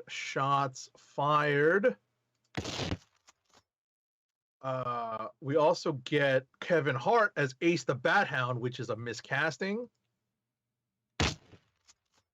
And Mark Maron as Lex Luthor. I mean, straight out of the podcast, apparently. But we can't get mad at Keanu Reeves trying to get paid. John Krasinski, Vanessa Bayer, Kate McKinnon, Natasha Lyonne, and Diego Luna in undisclosed roles on this League of Super Pets show. I thought Pet Avengers might have had something before now, but apparently there's rumors that they, like you said, they did get this out ahead of that. But I could have sworn they had like a show or something already. But anyway, it doesn't matter. Doom Patrol renewed for season 4 at HBO Max. Thursdays. Well, let's see. October 6th. Oh wait, no. The announcement was made as a part of DC Fandom, and the season 3 show is currently airing with new episodes dropping Thursdays through November 11th. So I'm going to assume that the season 4 is going to be next year. Next. Fandom brought us a brief teaser of, not a full trailer, but a teaser of the Flash movie. And we actually got some interesting information on the Flash movie. So actor Ezra Miller debuted this first look, and we got some definite clues as to what's going to be happening. There's going to be some time hopping because we definitely see multiples of Ezra Miller in this actual image. We have the voice of Michael Keaton and the silhouette of the Batman and Batman Returns Batmobiles at the end of this teaser. So it is definitely going to be a Flashpoint type story. We already know that Ben Affleck is also going to be reprising his Batman role in this movie. So, hey, we'll see how this plays out. Right. I'm kind of curious about that part, is it going to be like the other side of Justice League where, just when Barry kind of flashed forward to try to tell him stuff and we just kind of see the other side of that? I don't know. Possibly. Yeah. Possibly. On that note, we also get word that apparently a day or two after DC Fandom that the Flash movie has, well, actually, technically they mentioned, I think they mentioned when Ezra Miller showcased it, but basically it's a wrap. Andy Muschietti wrote in one Instagram post featuring an image of him sitting in his director chair. So it's done. I guess they're going through posts, and I think, like I said, that might have been said during the thing. I can't remember, during the when Ezra Miller spoke. I tried to tune him out, kind of. But regardless, November 4th, 2022 is when that we're gonna get that Flash movie. Next up, a very highly anticipated adaptation is Netflix's take on Neil Gaiman's The Sandman. And we have gotten our first reveal at Fandom of the first look at Gwendolyn Christie as the Devil, Lucifer Morningstar in the DC universe. Not to be confused with the show. Right. So yeah, you can see the image of her right there, the poster of her right there. Next up, Blue Beetle's HBO Max movie got a first look at DC Fandom. The preview of the series gave fans a brief background on the history of the character and how he got his powers. This is the Jaime Reyes version, of course. The introduction included Zolo Madriduena, my apologies for screwing up your name, who plays Jaime Reyes Blue Beetle in the movie, who got to debut the first concept art for the character's costume, which you can see on the video version of this here podcast, which you should check out sometimes. Next up, they don't have a release date yet for this Blue Beetle movie, by the way. Next up, as part of Fandom, DC unveiled a Batwoman season 3 trailer, which showed us Ryan Wilder with an unusual partner in crime. So we have, let's see here. Yeah, so Ryan Wilder is Javisha Leslie. That is the character who is taking up the Batwoman mantle. And while going about her crime-fighting duties, she's going to be carting around the crazy, not-so-dead twin sister of the former Batwoman, Kate Kane, Wallace Day. Okay. Sure. Yeah, it was I saw that that trailer was. I've not kept up with Batwoman. It was kind of weird, interesting. Catwoman Hunted trailer basically looks like DC's version of Lupin the Third. So yeah, this was also announced at DC Fandom. Let's see, Catwoman is the star of the latest DC movie. Her debuts got her in trouble again. DC premiered the first footage of Catwoman Hunted during Fandom, like I said, giving fans a look at the comics' most famous cat burglar, along with the villains and heroes who are out to get her in this movie. One of which being apparently Batwoman. Excuse me. The woman follows Catwoman as she steals a priceless jewel and lands in hot water with just about everyone. Meanwhile, one of her one ally in the movie, is Batwoman. The trailer also shows off Black Mask, Solomon Grundy, Talia al Ghul, Interpol, and more after Catwoman. I don't see. Oh, okay. Hey, Stephanie Beatrice is playing a Batwoman, voicing Batwoman. That's cool. Elizabeth Gillies is Selena Kyle, and a few other people we don't need to know. Keith David playing Tobias Whale. Interesting. And Jonathan Frakes is playing Boss Moxie. Don't know who that is. Regardless, Steve Bloom is Solomon Grundy. That's always great. But don't know when this is going to be. So probably next year. Next up. Oh, what are we up to now? Batgirl. Oh, Batgirl movie concept art? Yeah, take the next two after that also. Because they're all related. All right, so DC unveiled the first piece of concept art from Batgirl, the upcoming movie adaptation that'll star Leslie Grace as the titular hero. The concept art features Batgirl in her classic costume looking down to Gotham. Wait, when you say classic costume, is it the Yvonne Craig classic costume? It doesn't. That picture is not. I only say that because we referenced Yvonne Craig before. Yes. So looking down to Gotham City from the top of a gargoyle. Okay. Right, so this is an HBO Max film directed by Adil El Arbri and Bilal Fallah. And the next story has James Scipio to co-star opposite Leslie Grace in Batgirl in this movie. I guess this is also news coming out of Fandom. I believe so. Yes. All right, James Scipio is going to be, is an actor from Bad Boys for Life. Is that supposed to... Wait, did you watch Bad Boys for Life? I did, but you also all right. One. So spoiler alert: is this the character that was Will's son? I think so. I believe that is the case. Yeah. Yeah, which is the lamest development in those movies. Yeah, and they actually tried to. Anyway, just lame. Sorry to spoil that for anybody that was fortunate enough to not see Bad Boys for Life. Yeah, you can definitely watch the first two and forego the third one. Yeah, but it sounded like they were trying to set up another one with that whole thing. But anyway. Oh gosh. All right. Next up, Oh, I skipped one. I Yeah. apologize. J.K. Simmons is officially returning as James Gordon Mhm. in the HBO Max Batgirl movie, which apparently which may put this Batgirl movie into the Snyderverse, much to the delight of morons around the internet. Shots fired. Come at me, dog. Yeah, because I believe there was already a petition or something to quote unquote restore the Snyderverse. Shut up, people. It never went anywhere. It's in the background. Yeah, something like that. Season 4 of Titans has been announced during DC Fandom. Probably going to be next year. Confirmed renewal for fourth season. There was also a clip of season 3's finale, which will air on the 21st, which was actually today as of this recording.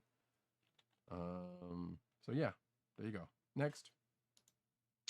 All right, so at Fandom, they didn't give too much information about Harley Quinn season 3 Eat Bang Kill tour, but apparently it is coming eventually. But they did show in a apparently lengthy sizzle reel. I don't remember it as being lengthy, but I guess the writer of this article characterized it as such. So basically spotlighting what's going to take place when the show makes its eventual return. So I am not up to date at all. I've not watched this animated show at all. It has come recommended to me though. Yeah, I've heard decent things about it. So, but I haven't checked it out myself. And of course, there's a companion comic book that is currently going on. So, yeah. Right. So bottom line is, it's coming. They're working on it. Right. But what everyone has to remember is that animation takes a long time. Yeah. Not as long as movies, but definitely lengthy. In cases, anyway. I'll put it that way, depending on what it is. Yeah, I was about to say, yeah. Let's I think you should probably backtrack that just a little bit depending on the style of animation, because sometimes animation can take forever. Well, that's what I said. But like I said, it depends on which way it goes. Like if it's more CG, then yeah, it's going to take more time than traditionally. Or vice versa, that because hand stuff kind of takes a little bit longer. But regardless, I was about to say. Like Roddy Cat's got to time himself and not getting out of this one. Yeah, no, but regardless, there is a length of time that it does still take. That's the bottom line of. But sometimes, depending on the movie, it's not as long as live action, depending on what's going on. Like Agent 77. Cape Crusader is the show Batman animated series. The animated series creator always wanted to make. So yes, this is a new animated show by Bruce Timm and Matt Reeves, apparently. And see. Oh wait, here we go. The creators behind Batman: The Cape Crusader revealed the first look at the upcoming HBO Max animated series at DC Fandom, showing off its noir-inspired Gotham City. Announced in May of 2021, which I definitely don't remember this. The series is the brainchild of J.J. Abrams, Matt Reeves, James Tucker, and the original Batman the animated series creator Bruce Timm, who said the series will be thrilling, cinematic, and evocative of Batman's noir roots. So basically, I guess, an upgraded Batman, the animated series, which I'm all in favor for. I don't remember seeing this at Fandom, but then again, there was some stuff I kind of tuned out of. I definitely saw it. This is one of those things that perked my, that piqued my interest. Mm-hmm. Got my ears perked up. That's what I want. That's what I initially wanted to say. Yeah. Because once I heard Bruce Timm, all I needed to hear was Bruce Timm. I was like, oh, there's authenticity attached to that. Right. Yeah. If I had the animated series. Right. If I had seen this, then, or maybe like it could have been one of the times I was tuned out because I was probably killing zombies or something. That's whatever. But it says here that Timm, we already know who Bruce Timm is if you're aware of Batman animated series, so don't need to really go on that. But apparently he says here that my elevator pitch of this show is that it's more Batman the animated series than Batman the animated series, according to Timm. My idea was to say, okay, it's 1990 again. I get to do what I want this time and have JJ and Matt backing me up. Which is crazy because I'm like, that's not what you wanted the first time around. Right. He pretty much, if you see any like behind the scenes of that, or the behind the scenes featurette of that show, which is out there on I think on DC's YouTube channel, you pretty much got to do what he wanted on that show. Yeah, I'm like, wait, that's not what he wanted. Like, I thought you had not. You never have full free reign But he with a had a licensed lot. property. Right. That's He what had I a good bit. thought. He So had a that's, good you know, bit. to me, I'm like, well, I guess he maybe wanted to make it more adult and noir. Right. That's the only thing that's missing. Right. I mean, the only thing different is like standards and practices at the time, which I guess is still a thing. But you know, standards and practices at the time wouldn't let him do some things. So Exactly. And now that he gets to go to HBO Max, he has a lot more Right. space in that regard. So I'm looking forward to this. HBO Max in 2022, Batman the Cape Crusader. Next up though. Next up, wait a second. Who did what? No, this is mine. Young Justice. Okay. Young Justice is back with season 4. A trailer for Young Justice Phantoms premiered at Fandom, announcing the show's return coming up this Saturday. Actually, there are 2 episodes out there right now because they also got released during Fandom. So you can go watch the first 2 episodes of season 4 right at this moment if you have HBO Max. And I guess I'm gonna go watch that now because I messed up. I have to take a break. I had to take a break from Guts because apparently I was watching it out of sequence. Right. I didn't realize that there's like 2 versions. There's like the earlier version and then the follow-up, which is like basically a direct continuation. Wait, and I was watching the direct continuation. Berserk? Oh, Berserk. Yeah. When I said Guts, I said You Guts said because that's the main character. Right.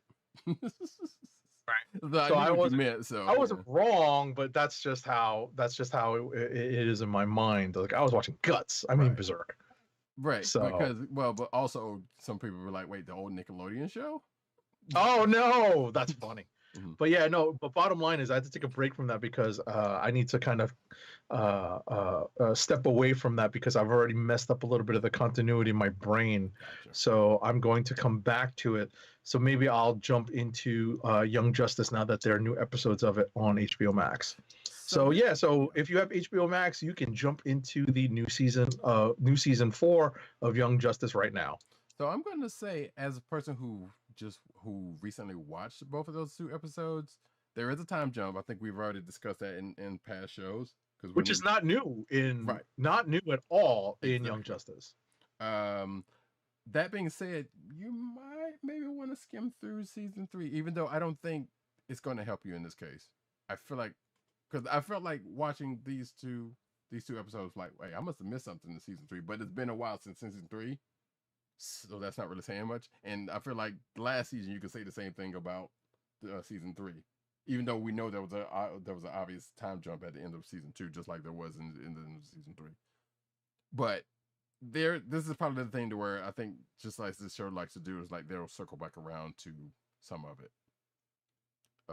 That's all I'll say about it without giving anything to say. But yeah, definitely check it out, and I'll look forward to seeing what you're going to think about those 2 that are out there. New episodes will be available every Thursday beginning the 21st, which is actually, so I guess there's going to be another episode tonight or today. Right, so there's 3 episodes out now? Yes.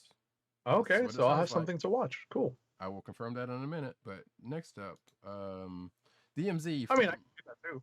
Sure. I can do it too. Well, no, I'm just gonna look for my own benefit because I was like, oh shoot, they'll give me something to watch later on. So Ava DuVernay and Robert Patino tease upcoming HBO Max Rosario Dawson series, a DMZ, which apparently was announced at DC Fandom. Again, this is another one of those things I must have missed.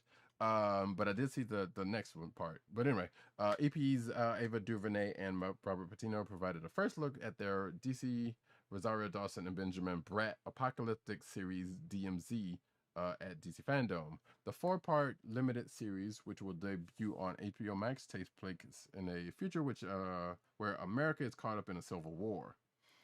It's a story about fractured people that are coming together. We have a civil war between the Free States of America and the United States of America. It takes place 8 years into that DMC, where the rule of law is basically dictated by the most powerful person at any possible time, and that can change from block to block, explains Patino. So, and then the article kind of goes on into a little bit more. I don't think I've ever read this, whatever this is. I'm sure this is definitely a DC property since it was there, but I feel like I remember the name of it, but I don't remember anything about it, or probably have never read it. and this article doesn't necessarily go into that either. Oh, but this is a Vertigo book. Okay, that would also. It was a explain that. Vertigo book. So Yeah, it's I the, mean, DC DMZ line, is definitely right. not like mainstream DC stuff. Right. So, But still, you know. But, yeah, I remember when it was on the stand. So, right, I feel like I remember seeing covers for it, but definitely have never read it. Is what I'm saying.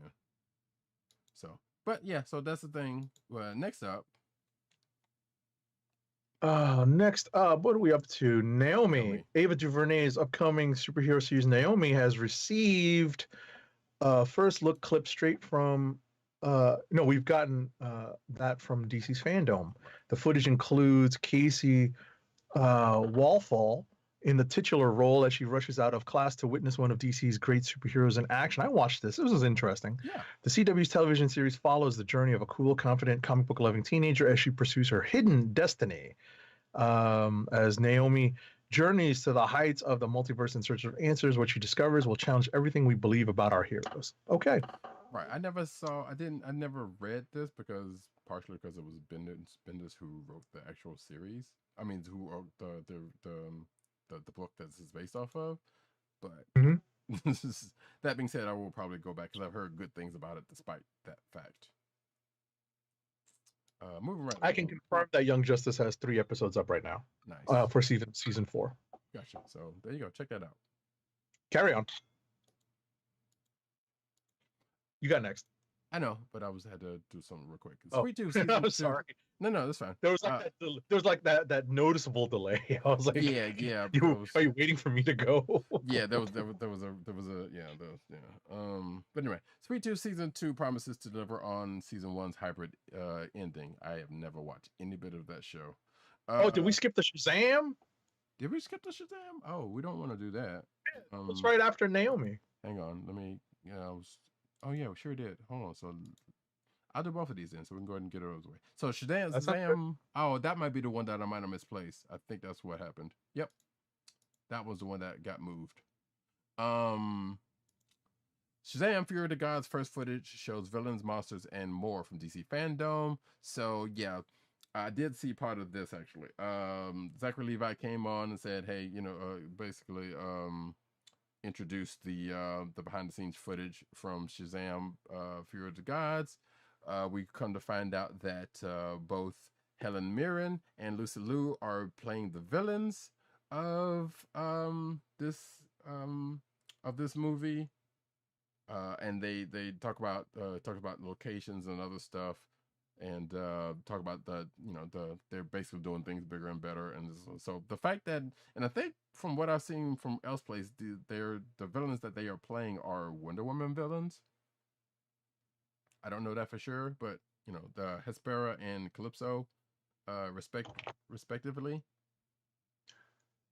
Right. The troubling part about this is that Shazam, the former Captain Marvel of the DC and the Fawcett universe, I don't think has the greatest has the greatest rogues gallery. Right, correct. And they kind of have to tap into the fact that Shazam draws upon a lot of the Greek mythology, for power, and for the hero's origin.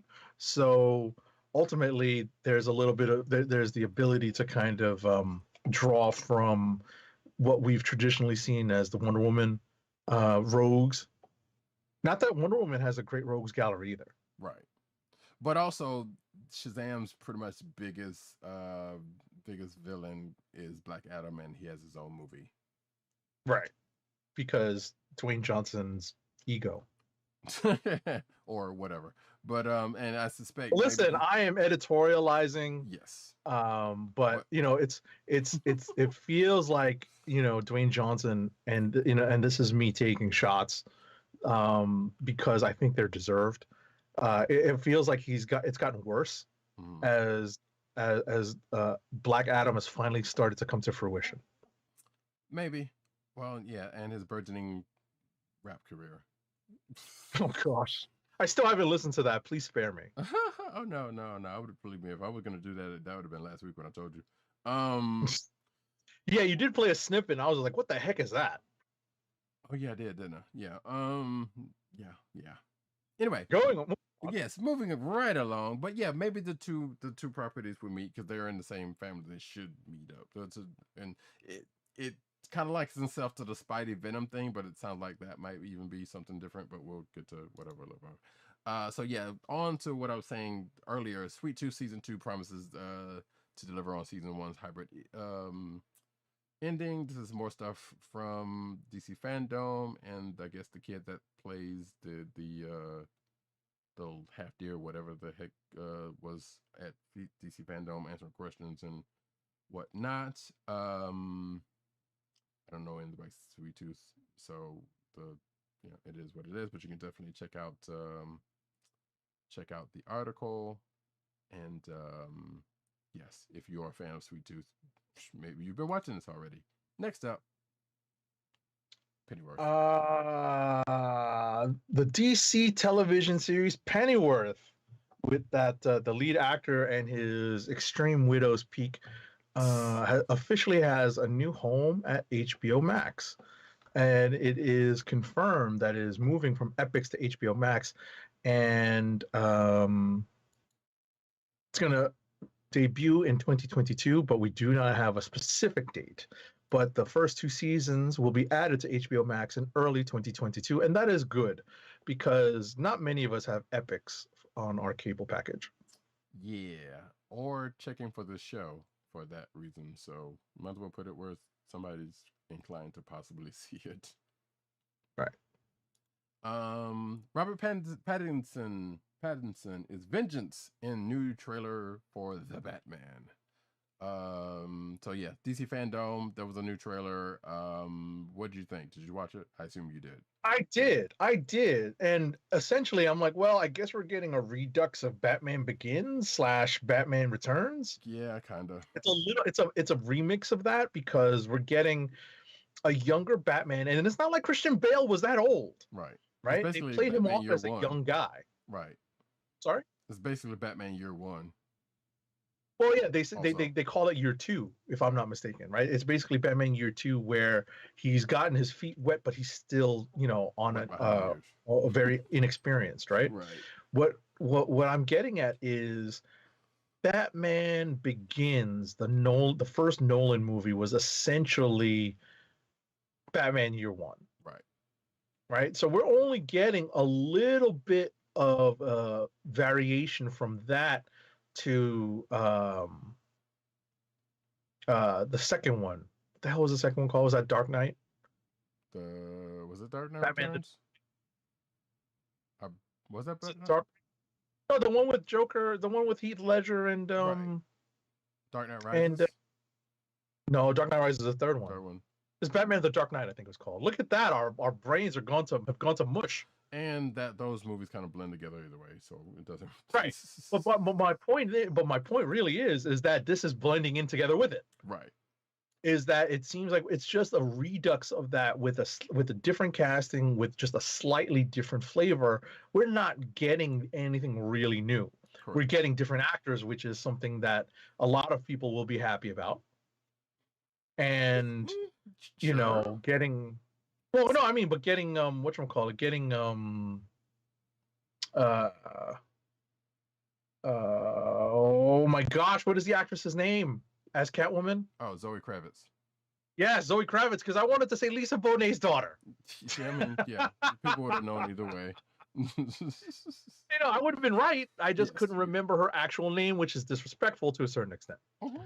So a lot of people are very happy about that, but are we getting anything really new and inspired? That's really what I'm saying when it comes to seeing this. I mean, yeah, I still question a couple of choices in casting. The Robert Pattinson definitely, because if people have rightly said you think about Twilight in him, even in this role, because of how it seems to come off in that trailer. Andy Serkis is playing why do I want to call him Jarvis? Alfred. Dang, why don't that's terrible. Which I know that be all right. But the thing people were really tripping out was Colin Farrell as the Penguin. Right, because the physical transformation is drastic. Right. Absolutely drastic. I'm surprised that people weren't tripping over the Riddler. but I guess it's all about Yeah. the gritty, realistic take on the Riddler. Right. We didn't really see too much of him. Like we saw show him from the back, and then we didn't really I see much think of the Riddler on that. I'm getting it more from the action figure. Sure. Because McFarlane did show up on the, do we have that in the news? We do have that, yes. Oh, okay, so we'll talk about that later. Yeah. But we do have a better, clearer picture of what these costumes look like because the toys were released. Right. And Jeffrey Wright, of course, is rounding out as Commissioner Gordon. So but that was already the thing. And March 4th, 2022 is when we're going to get this thing. So all right. Still got a little time to go. Next up, Wonder Woman 3. Patty Jenkins teases Linda Carter's return. I think Linda Carter spilled the beans on this one. Yeah. From what I remember hearing, is that Linda Carter and Patty Jenkins were talking about Wonder Woman 2, and I think what essentially came out, and don't misquote me on this, was that Linda Carter strongly teased Wonder Woman 3 was in development, and basically Patty Jenkins had to confirm. I feel like we did talk about that a while back, yes. Because that was something from a while back, I think. Possibly, I don't remember. But regardless, yeah. So here we go. Right. I mean, it was actually presented during DC Fandom, so. Right. That confirmation, you saying? Exactly. And come on, Linda Carter has let's put it this way: fine wine. Agreed. In terms of aging, holy cow. Yeah, agreed. Right. So, yeah, no, I'm not. Hey, more Linda Carter. I'm not mad with it. That's a lot of people's first Wonder Woman. Me. It's the only Wonder Woman. Well, I mean, somebody might go back to Kathy Lee Crosby, but who's doing that? Regardless, or maybe even the animated versions with Susan Eisberg, but who knows? Anyway, Green Lantern showrunner teases massive scope of the HBO Max series. The showrunner of HBO Max's upcoming Green Lantern series can't reveal much about the spacefaring show, but he promised it will be quite the production. Seth Graham Smith spoke to Collider about his new Disney Plus analogs. Oh, I'm about to say, wait, that's not right. He was talking about his new Disney Plus analog series Just Beyond, and then the conversation turned to the Green Lantern series. I was about to say, what the heck? But according here is it's taken quite a bit of time to get this out to a point, and it's just been a big undertaking. It's going really well. All I can say is that it's going really well, and there are going to be Green Lanterns in it, and it's going to be on HBO Max. Which, spoilers? It's a Green Lantern series. Okay. I guess we don't really know that much else about it, or even no release date. Next up, Disney Plus unveiled, and we talked about this at the end of the show last week. Disney Plus unveiled plans to launch Marvel Studios' Hawkeye series with 2 episodes upon its November 24th debut. It also issued another trailer spotlighting Archer Kate Bishop, and after the debut, subsequent episodes will be out each Wednesday. Yeah. So we can't wait. Think of it as a post-Thanksgiving gift that we will be unwrapping every week. Yes, indeed, this is true. And I don't know why I have this here, but apparently, or in this particular order, but I was rushing. Power Rangers Dino Fury Halloween Special Preview reveals the return of Lord Zed, fan favorite. So yeah, there's apparently in the transition over to Power Rangers over to Netflix, which is now on. I guess we have this Halloween episode ahead of that. Which is weird, because if you know anything about Power Rangers history, when Zordon died, all of the evil folks that were evil at the time, including Lord Zed, were not evil anymore. So how Lord Zed is back, we don't know. And I think maybe this is going to answer that, or maybe not. Probably not. But regardless, hey, there's going to be a Halloween episode of the current iteration of Power Rangers. No surprise there. Next up, Tom Holland says he's looking at Spider-Man No Way Home as the end of a franchise. So when he spoke to Entertainment Weekly, he said if his run of solo Spider-Man films were to continue, they would look a lot different than the 3 he starred in so far. The way the way I took this is that they're going to move, if Tom Holland continues, they'll move him out of high school. Period. Right. That's how I took this. I think a lot of people probably took this as, the sky is falling and that Tom Holland's leaving the role, but that's not necessarily how I took it. Maybe I'm being naive. Right. Or that's how I took this particular trilogy. This Spidey character, the Spidey character specifically because we're almost meant to watch him grow up in front of our eyes. They've given him 3 movies to be in high school, which is great. Right. When it comes to what we've seen before. But considering even though he's in his 20s, he still looks young enough to be in high school. Actually. Right, but he's not so old that he can't pass as a senior in high school, which is where he would be. Right. Or a freshman at ESU. Exactly. Yeah. Well, they'll transition. Well, that's where they took Toby. Right. If I recall. I believe that's true. Right. But yes, but the only other thing could be, like I think we discussed, it could be them transitioning from him to possibly Miles. If possibly, I know that'll make a lot of people happy and make me cry like a little baby. I don't know. I'm of 2 ways about that. Like, I would love to still see Holland with Miles, and not necessarily get rid of him or kill him off.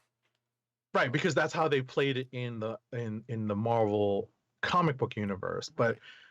Being a movie universe, we don't know, especially given actors and contracts and all that stuff, depending on their attitude to the role, whether or not they want to come back to make cameos and whatnot. So, and I believe Holland has pretty much said, like, he'll do it as long as they want him to. Right. So we'll see. But at the end of the day, I have a feeling that's where they're going. Like, that's what they mean by tonally. They're going to adult it up a little bit. Right. Which would make sense. That's the way I see it. Yeah. Because you can't keep him in high school as long as the comics did. Right. Next up, though, Marvel's Eternals includes the oddest superpower Jack Kirby gave them. So, yeah, Eternals will not only introduce a cadre of new heroes and powers. Wait, did you skip the Disney delay? Did I? Gosh, dang it. I might have. Oh, that one was also out of order. So, hold on a second. Yes, I did skip it because I'm like, should I click refresh on my sheet so that we have the same sheet? No, we're on the same sheet. I just have the tabs out of order for some reason. Disney did delay Doctor Strange #2, Thor 4, Black Panther sequel, Indiana Jones 5, and more. Couple of it's not as bad as what you think in certain cases, but Doctor Strange in the Multiverse of Madness moved from March 25th to May 6th of next year. Thor: Love and Thunder from May 6th to July 8th. And Black Panther: Wakanda Forever from July 8th to November 11th. That's probably the biggest change. Let's see. With Black Panther sequel moving to November, it pushes the Marvels, which is the Captain Marvel sequel, to 2023. Okay, that's probably another big one. And as a part of the rollback, Ant-Man and the Wasp: Quantumania was bumped from February 17th, 2023 to July 28th, 2023. Right. And then, of course, there's there's that next Indiana Jones movie, which no one asked for, that will be on June 30th. Which keeps getting Harrison Ford hurt. Yes. But, which is going to be on June 3rd, 2023, instead of July 29th of this year, of 2022. Right. I laughed when I saw some of the chatter online that Marvel got scared off by the Batman trailer dropping in, having the Batman movie drop in March of 2022 and basically pushing the entire Marvel slate back. I'm like, wait, that's not going to push the Indiana Jones movie back too. They don't give a freak about that.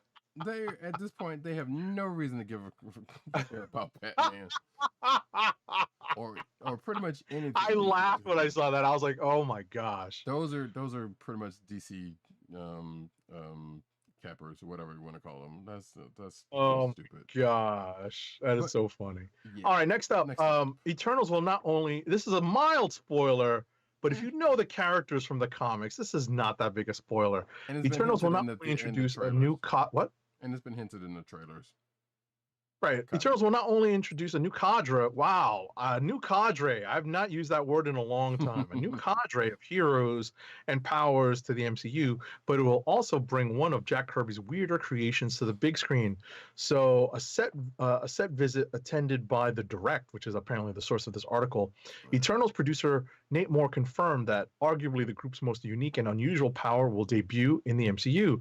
What makes them different is that they have something that they can pull their energy and create something called the Unimind.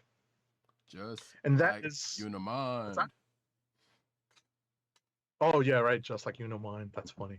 But that's one of the signature Eternals traits. Yes. So if you're even vaguely familiar with the Eternals, that shouldn't be a big surprise. Right.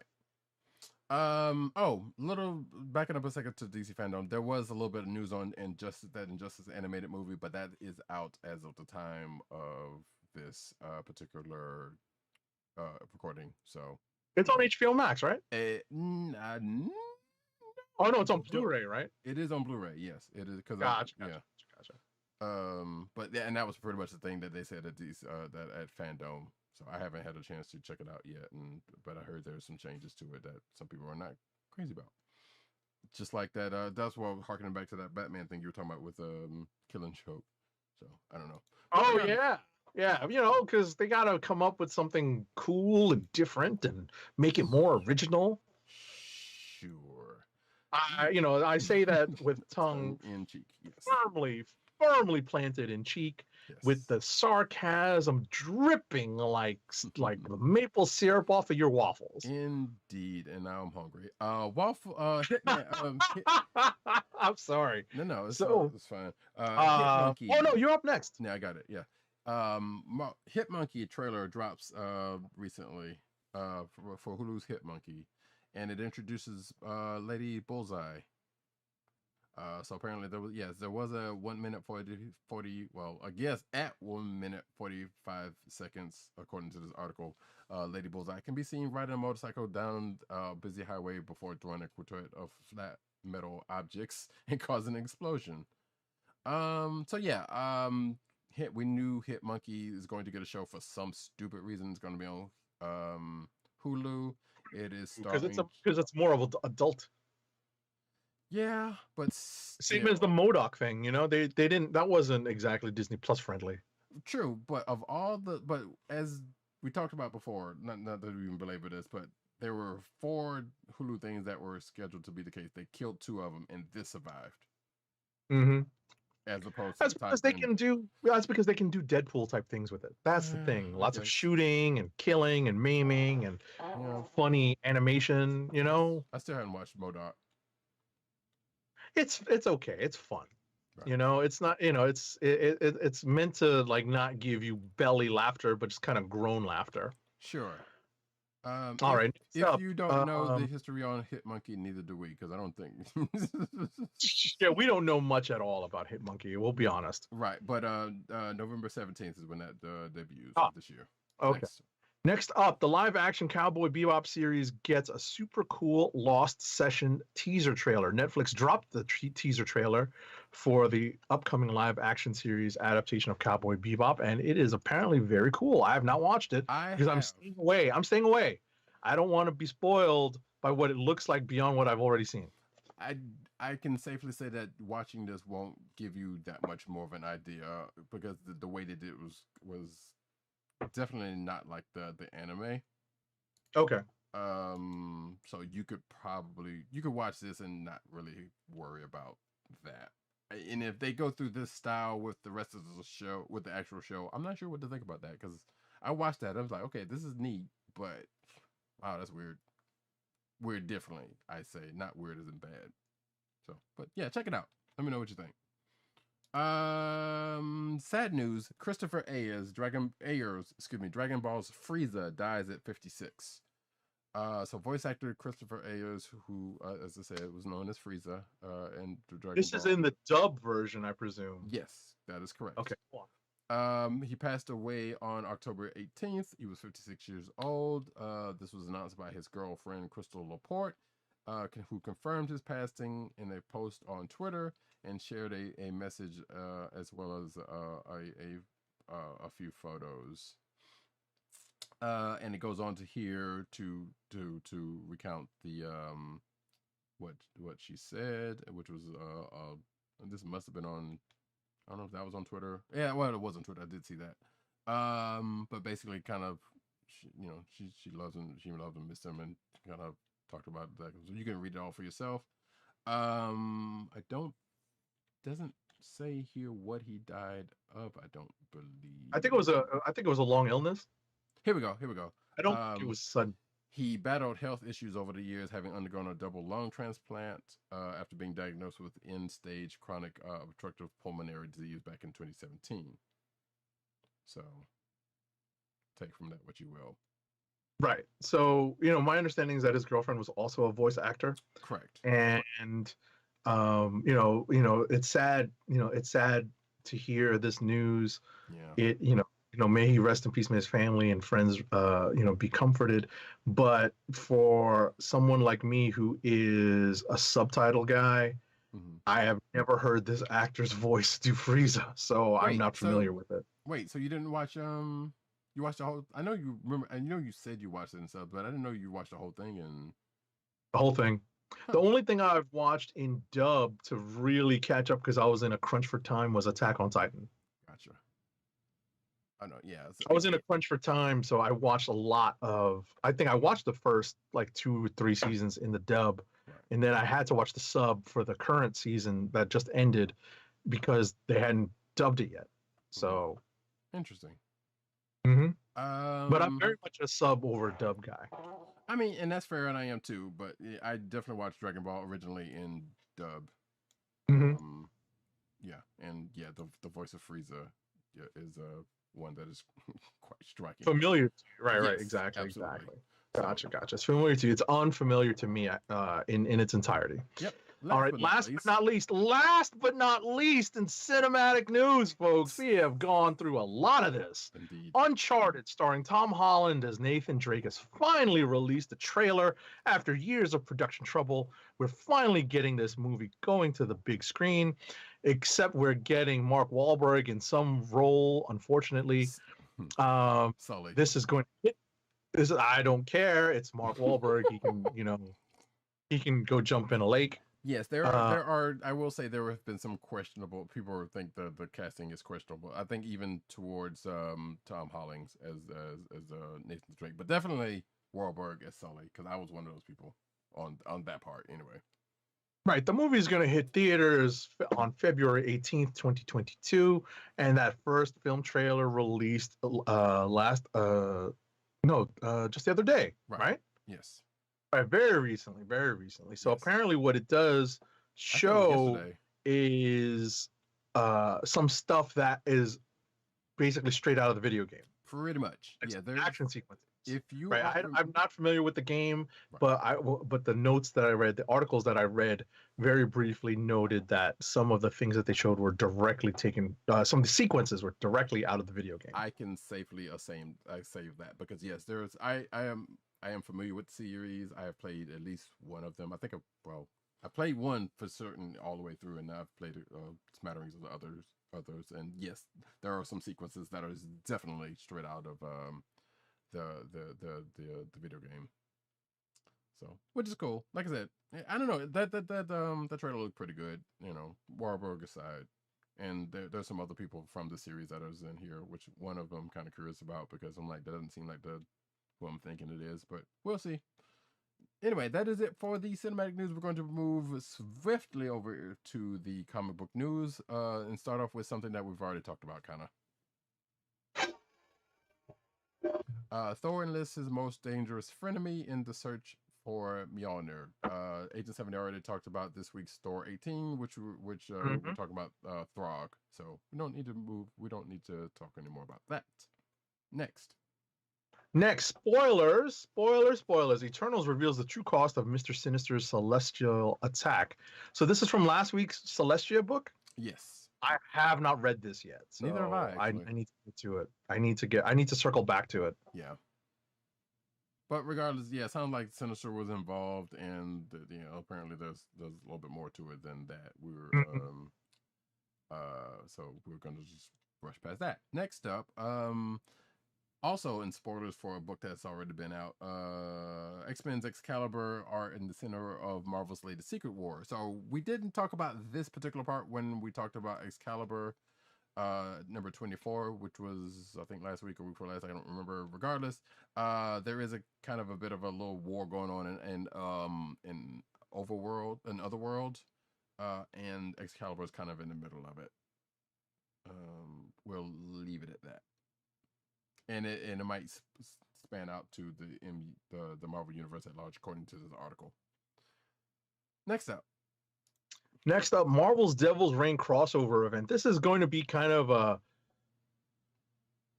It's not a line-wide crossover, but it's definitely one of the bigger crossovers because there's plenty of crossover action because it is obviously in New York City, and it involves the Kingpin basically making his move, basically an Empire Strikes Back type of thing, against the heroes, that are based in and around New York City. So as part of it, this event's getting a little bit bigger with Daredevil, The Woman Without Fear, a new 3-issue limited series from Daredevil writer Chip Zdarsky and artist Rafael de la Torre, which reveals Elektra's darkest secret to Wilson Fisk, the Kingpin. So, anyone reading Daredevil knows that Elektra is right now operating as Daredevil, protecting Hell's Kitchen, and Devil's Reign puts Kingpin's army of supervillains on the trail of all of New York's vigilantes, Elektra included. it's weird. It sounds like some sort of future state. Next up, She-Hulk returns to her classic superhero lawyer incarnation in a new solo title, and apparently well, at the end of Fantastic Four this week, we kind of get teased about also that, as well as that last Avengers book. Well, because there was an image for the next issue. Oh, right. I mean, we might be getting spoiled as to how World War She-Hulk ends. Possibly. We don't know yet. Yeah, we don't know. We might be, but given the current state, what's that? They might skip that and just let Avengers handle that. No, I mean, but in terms of how that ends up resolving itself, right? Like that the current state that She-Hulk finds herself in. Yeah, that's what not the story itself, right? But just how she is. Maybe not vastly different, but significantly different from her iteration that is on the cover of this particular solo. That's solicited as the cover for the solo title. Sure. Yeah, well, I mean, I guess we'll see. But regardless, and then we kind of talked about this before, but this is kind of more confirmation on it. But She-Hulk's getting a book. Rainbow Rowell and artist Roger Antonio are the creative team behind it. And yeah, she's says here that She-Hulk's returned to her classic status quo as the basically the classic version we pretty much know and love, and much to the chagrin of, well, much to the happiness of people, I'm sure, who didn't like what the recent She-Hulk look was. But yeah, there's that. Move right along. Next up, the identity of the Masked Raider, remember him, will finally be revealed in the 5th and final issue of Defenders. CBR has an exclusive look at the cover of Defenders number 5, written by Al Ewing and illustrated by Javier Rodriguez. Al Ewing says Defenders has been a really fun ride to go on, and we find out that number 5 is a very special issue because we finally get to resolve a plot point that's been bubbling since Marvel number 1000. Namely, who is the Masked Raider? The answer may surprise you, true believers, and it definitely surprised the creative team. Wait, I don't know how that happens, but sure. Why did the cover looks like it's Namor, but doesn't mean it could be the angle. Sure. I was gonna say something, but never mind. New Miss Marvel comic delayed another week. Marvel has once again pushed back the debut of the planned comic book limited series Miss Marvel Beyond the Limits, which was timed to thematically tie in with the upcoming Disney Plus Miss Marvel show, which has also been delayed, as we said. Originally announced to debut September 15th, the 5-issue comic by Samira Ahmed and Andres Genolet was pushed back 11 weeks to December 1st, soon after the announcement. And now, this week, Marvel has informed retailers that it's been postponed another week, so it's coming out December 8th, and now penciled in as the release date of Miss Marvel Beyond the Limit #1. So, there you go. Next. Wow. What? So, following extensive optimization, Marvel's Guardians of the Galaxy PC game will no longer require the previously specified 150 gigabytes of storage space on a PC. According or announced on the game's official Twitter account, Marvel's Guardians of the Galaxy will require 70 gigabytes less than initially expected, which still puts it at 80 gigs of storage space for a video game. On your PC. Well, I understand that hard drives are gigantic nowadays. But also, I do, but that's a lot of freaking space. No, that is a lot of freaking space because games are also bigger. So to put it in perspective, one of the biggest games out right now, rightfully so, Microsoft Flight Simulator, which is like 123 gigs. Call of Duty's come in at like over 100 gigs, and that's ridiculous. That part right there is ridiculous. Wow. Call of Duty games, Destiny, but they've halved that up, and there's a couple other games that are just huge for no damn reason outside of graphics and whatnot, because that's usually what ends up being the case. But yeah, originally this was it was stated that the Guardians of the Galaxy was supposed to be 150, and now they've halved that, rightfully so, because that's ridiculous. Crazy. Like, yeah, no matter. I am not a gamer. I am of all of our co-hosts. Right.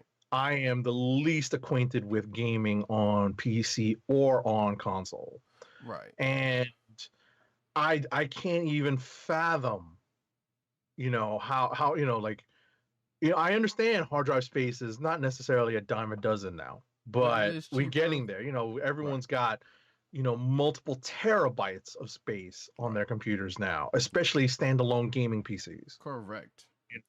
We're not talking about like laptops that are meant to be carried everywhere. Even those already have terabyte or two of solid state drives, but bottom line is that's a lot of space. But consoles are pretty much fixed. Like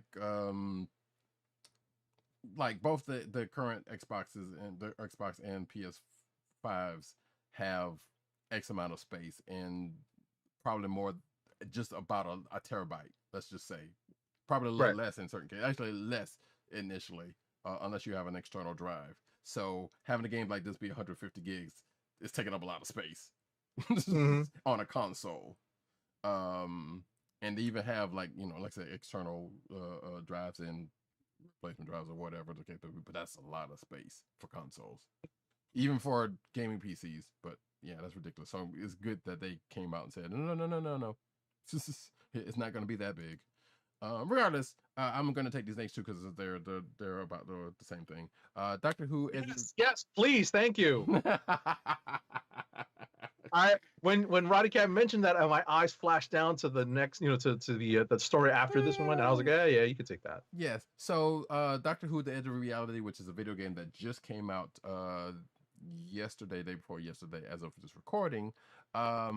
Spoilers, by the way. This is a VR inspired video game in the Doctor Who franchise. It's going to introduce the franchise's biggest villain yet, which I'm going to assume is going to be canon. I don't know. But apparently, according to the developer, Maze Theory, there's going to be a new Cyberman. So if you know your Doctor Who lore, you know who they are. There's going to be a big bad called the Cyber Reaper. And on top of that, the game will also introduce the biggest ever cosmic villain, a creature known as the First. And also on that note, the same video game makes a fan favorite David Tennant episode a crucial prequel. And this is, I guess, kind of a bit of a spoiler in that respect, because it says the game. Well, this places the game in the current continuity of the Doctor Who franchise, with the 13th Doctor, Jodie Whittaker. Let's see. But The Edge of Reality is also billed as a game that will feature the return of David Tennant's fan favorite 10th Doctor. So, and as promised, the game indeed brings back David Tennant as the Doctor. He joins in the race to stop the reality virus from destroying all of creation, and it takes place after season 2 of New Who, The Girl in the Fireplace. So if you know much about that episode and that series, which I know a lot of people love that version of the Doctor. Wait, it says it's the 4th episode of the same issue. Fourth. Regardless. Hey, guess what? Doctor Who, folks. Let's go. Next. DC Fandom brought another trailer for Rocksteady's Suicide Squad Kill the Justice League. There's still no gameplay video, but the story trailer filled out the world, its cast, and it is apparently good fun. And you can watch the video on the website attached. Yeah. I mean, I watched it. I was just like, oh, okay, you know. Right. So this is one of 2 games that are coming out, and I'll talk about the next one in a second. Actually, well, in a third, because not after the select one, because there's one that takes place in the same world as the Batman Arkham games, that's this one, and there's one which is what we're talking about in a couple of articles that is not in the world of the Arkham games, because this Suicide Squad is being done by Rocksteady, who did the Arkham games, and it is of that world. For perspective for some people, but yeah, and it did look fun. But next up, though, DC League of Super Pets movie tie-in announced at DC Fandom. We had already talked about the I think the movie that was announced at DC Fandom, and now there's going to be a tie-in video game featuring Crypto and Ace. Not sure who's playing the whatevers, but it doesn't matter. It's just going to be on all platforms, and it's going to be a movie tie-in of the likes we haven't seen, with the exception of that Demon Slayer one that just came out in a good minute. Next up. Shortly after showing off Rocksteady's upcoming Suicide Squad game that I just mentioned, DC Fandom offered a fresh look at next year's open world action RPG Gotham Knights, where you can play as Batgirl, Nightwing, Red Hood, and Robin solo or cooperatively with friends. Similar to Suicide Squad, the footage did not provide many details about gameplay, but the story trailer did a good job of conveying the atmosphere you'd expect from a game which focuses on the secretive, macabre Court of Owls. Yes, I'm looking forward to this one and the Suicide Squad game. Needs to say, and I saw this one. I was like, "Huh, Court." Yeah, so we knew the Court of Owls was involved with this, but that, yeah, it's a thing. The Dark Knight Returns Batman DC Multiverse figure Build-A-Wave pre-orders are live. So this is what we alluded to earlier. McFarlane Toys has delivered new DC Multiverse figures based on wait, is it actually? Maybe it's not. The wave includes Batman, Superman, Robin, and the Joker. Being a Build-A-Wave, each figure comes with a piece to assemble an additional figure, in this case, Batman's horse. What? Yeah, it's the horse from Dark Knight Returns. Okay. Pre-orders, yeah, like you've seen the image, right? So yeah, the sculpt on the Superman head, the face is a little wonky. Yeah, it looks like Bizarro. It's a little wonky. When I looked at that, I was like, ooh. Yeah, you can see they have done many versions of the Dark Knight Returns in action figure form. Right. I looked at these, I was like, okay, that's okay, but I don't necessarily need to run out to get these. Yeah. So apparently maybe I don't have that other thing that we were alluded to. So maybe if you can find that real quick while we're going to this next one. You mentioned something about the figures for the Batman. Oh, being revealed. Right. All right, we'll do. I'm on the case. Yeah. But meanwhile, I'll go and do this next one.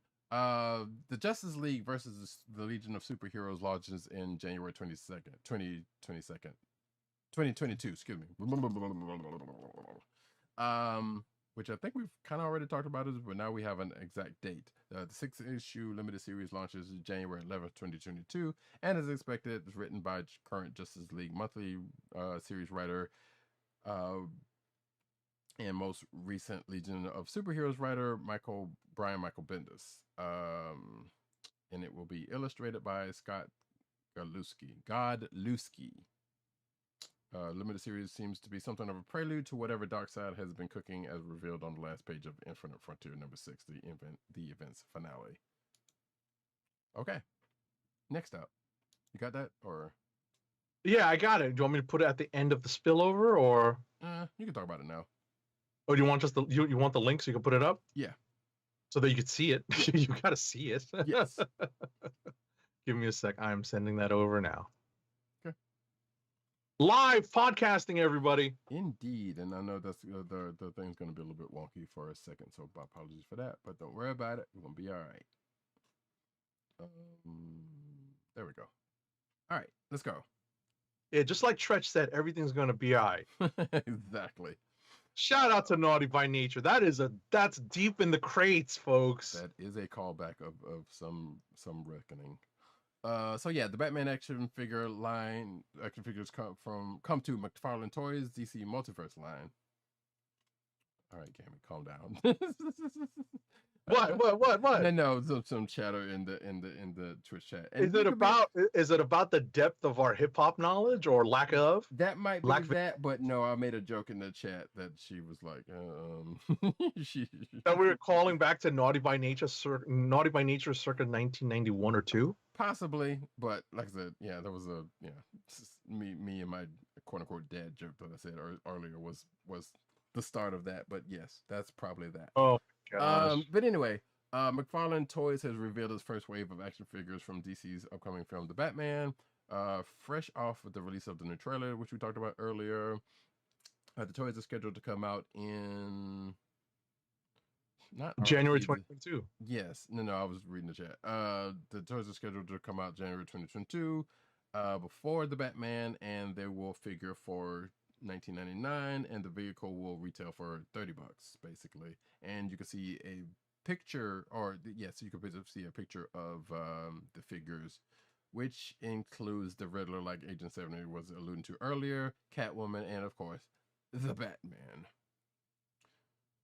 Oh wait, we did gonna get a shot of this Riddler in that trailer. I mean, it was kind of a brief shot, but yeah, because remember from right, which is trailer, right, exactly. I mean, it's that's why I was not surprised that you said that you didn't recall seeing a good shot of him. Right. But I've seen since Fandom, especially during this action figure sequence that this presentation that McFarlane had. I remember looking very closely at what the Riddler was going to be costumed as, and I was like, well, I guess that's supposed to be quote unquote realistic. Sure. Yeah, it looks like the Raincoat Killer.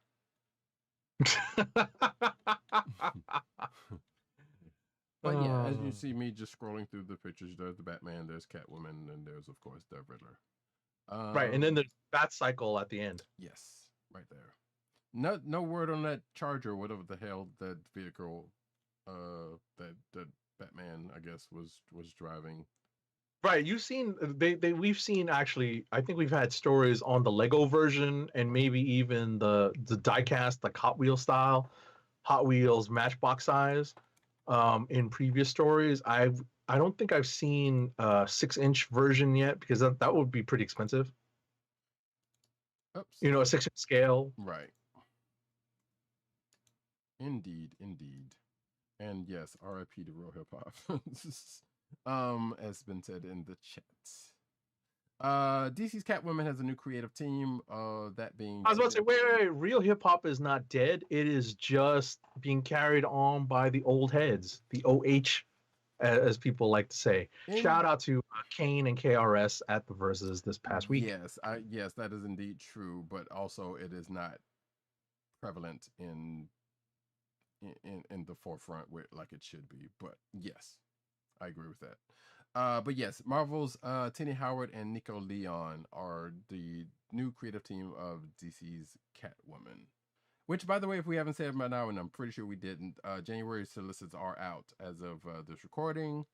Thanks for Agent 70 for letting me know that before the show. And you can see the solicitations if you care to read them in the show notes. So yeah, picking up after Ram V and Fernando Blanco's current Catwoman, which began in late 2020, Howard and Leon's Catwoman will bring Selena Kyle back to her roots in Gotham City after several years spent in the nearby borough of Alleytown. She left in part after leaving Batman at the proverbial altar in the highly promoted Batman 50 wedding issue. Wait, what? Okay, never mind. I'm not because we had so much going on in between that. So now relocated to Gotham City, Catwoman will dive headfirst into the Gotham underworld and sneak into one of the most secure underground clubs in the city to steal what DC calls blackmail material. What expert cat burglary skills will she use? A disguise? Who knows? But yeah, there is that. Catwoman 39 will be Howard's first major DC. Please stop with that video. Work following short stories in 2016 Shade the Changing Girl and December's Batman Urban Legends number 10.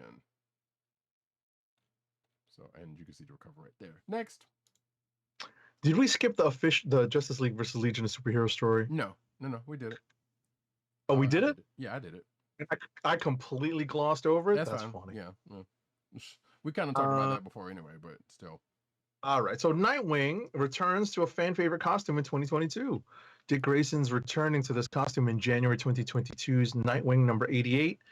Nightwing artist Bruno Redondo unveiled the main and variant covers for Nightwing number 88, featuring the return of Dick Grayson's signature blue stripes running from his shoulders down to his fingertips. The 1 in 25 variant cover also offers a more detailed look at Redondo's notes pertaining to certain aspects of the suit. Okay. And you can see that in the on the video version. At first, I thought this was Disco Night Queen, but it's not. So it is definitely no. Yeah, I know. No, Disco Nightwing is with the flared collar, man. Yeah, and the plunging neckline. That was the George Perez design from New Teen Titans. I remember that. Right, but having a look at this, like this is definitely the last known or the last known one that he had. Batman and Superman team up for World's Finest by Mark Waid and Dan Mora. So yeah, that's going to happen which began as a backup of January 25th Detective Comics 1050, apparently. The publisher says Waid and Mora's backup story is just the beginning for the creative duo and the two superheroes. This is Waid's second known major DC story in the wings, joining the T's Black Label Superman series with Brian Hitch. And it goes into Wade coming back to the DC after such a time. Let's see. The Wade Mora story will be a backup to the main storyline by series artist Mariko Tamaki and Ivan Reyes, who is taking over the book with Detective Comics 1047 as the title goes weekly. Yeah, and I believe there's a story about that because I think there's good. Yeah, but we'll get to that in a second. So yeah. Batman Superman is going to be a backup story and detective, I guess. Next. All right, the more grown-up DC Super Sons reunite in Superman and Robin special number 1. John Kent and Damian Wayne, formerly known as the Super Sons and now known as Superman and Robin, are holding a reunion in January 2022's Superman and Robin special number 1. It's interesting because I thought that this was an opportunity for the Super Sons, an opportunity for these characters to have like a long run, but I guess they wanted to cut it short because they had other plans for the characters, especially for Jonathan Kent. Exactly. Yeah, it's kind of weird. Also, Robin, Damian is going by Robin in his own book, even though he denounced the role previously before that. So that's still also kind of a weird thing, but that's also a nitpick. So yeah, that's the thing. That's going to happen. They'll be reunited. So, and I guess they can't use World Finest because that's being used already. Haha. Orders for Superman's coming out issue are quote unquote unprecedented according to DC. Looks like there's an update to the story in that November 16th Superman Son of Kal-El number 5, which features the series Superman John Kent officially coming out as bisexual, is getting unprecedented orders according to DC, which I could have sworn didn't that come out this week or some. Wait, what came out this week? issue 4. Okay, I thought this was the issue where that happened. Never mind. And you didn't see that, folks. Let's see. So basically, yeah, they got a lot of numbers. They're not giving any numbers as to how much is being ordered, but apparently, according to them, it's a lot. So yeah. Next up. So the collector in me is like, well, I guess we're going to see stacks of these at some point in the dollar bins. Not necessarily. Not. I mean, not unless it sells as well as they think it's going to. I mean, you know, we can still get the Death of Superman, you know, for pretty cheap nowadays. I mean, yeah, but that's that. You know. You know, I'm just that's the collector in me. Like, yeah, I'm not. I mean, you know, this isn't. You know, if they're overprinting it, it's not going to be a big deal to try to get. So right. I mean, while you are right about that, the whole Death of Superman thing in a way, because yeah, the people were not really too thrilled about that. Just saying. Yeah, you're right. But I mean, I feel like this is there's a different crowd after this. So, and that could still hold true, but we know there are those people who are ignorant, who are going to boycott this or probably buy some and burn it. Thereby creating a collector demand. Right. But anyway, we next up, Deathstroke Incorporated is apparently not ending with issue number 7 after all. A DC quote typo is to blame, according to the writer of the book. DC has officially corrected its January 2022 solicitations, which state by stating that the publisher erroneously lists Deathstroke Inc. number 5 as being part 4 of 7 after previously announcing the series as ongoing. The series remains ongoing, and it'll be updated in materials to correct that. DC apologizes for any confusion that this may have caused. The publisher states Friday afternoon. Interesting. Yeah. As previously stated, Batman's Detective Comics is going to be weekly beginning of this winter, but with a lot less Batman. Duzurama has confirmed that DC's Detective Comics did what I said it was going to be, and there's going to be a 12-part event titled Shadows of the Bat, which will begin January 4th, 2022 in Detective Comics 1047, dealing with Batman's decision to leave Gotham City, as we already know that's going to happen, and the Bat family characters who step up to fill the void again. Next up. DC's Monkey Prince, new 12-issue comic book series to debut on Lunar New Year 2022. Inspired by the 16th century Chinese novel Journey to the West, DC's newest shape-shifting superhero, the Monkey Prince, aka Marcus' son, is returning to headline his own series. This news broke during DC Fandom when a cover by artist Bernard Chang with colorist Sebastian Chen and a variant cover by artist Stanley Archer and Lau debuted. The first issue of Monkey Prince will also have a special team variant cover by artist Zhao Dao. So where did this character come from? I mean, outside of original. It's inspired by, right? It's inspired by it's basically inspired by the same character that inspired Goku. Right. But I'm saying, but it says here Marcus' son is returning to headline his own series, so meaning this character. He was in. No, he debuted in the Asian Heritage issue. Yeah. Okay. Yeah. It says so. I didn't read down here. Yes. So it came right. Yeah, I pulled that off the dome. You just had to scroll a little further. Nice.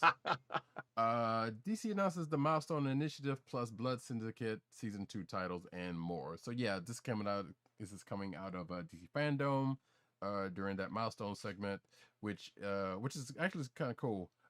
In addition to that stuff we talked about earlier, they basically talked about the Season 2 of the current Milestone Returns books. Including the return of the Blood Syndicate in 2022. There's going to be a Milestone Compendium 1, which is a 1,300-page collection, and there's the aforementioned movie. But there's also a new initiative called the Milestone Initiative, which is the program for young creators to develop the next wave of comic book stories. That it was also announced during that, and I believe it is in collaboration with Ally to elevate the next generation of diverse creators in the comic book industry. So yeah, that whole thing is cool and great, and that's great to hear. Next up,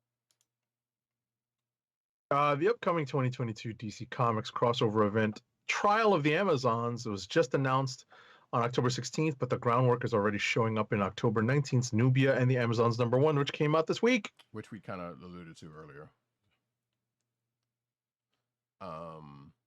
So yeah, there's a Wonder Woman event. It's called Trial of the Amazons. It's going to be coming, and like I said earlier, yeah.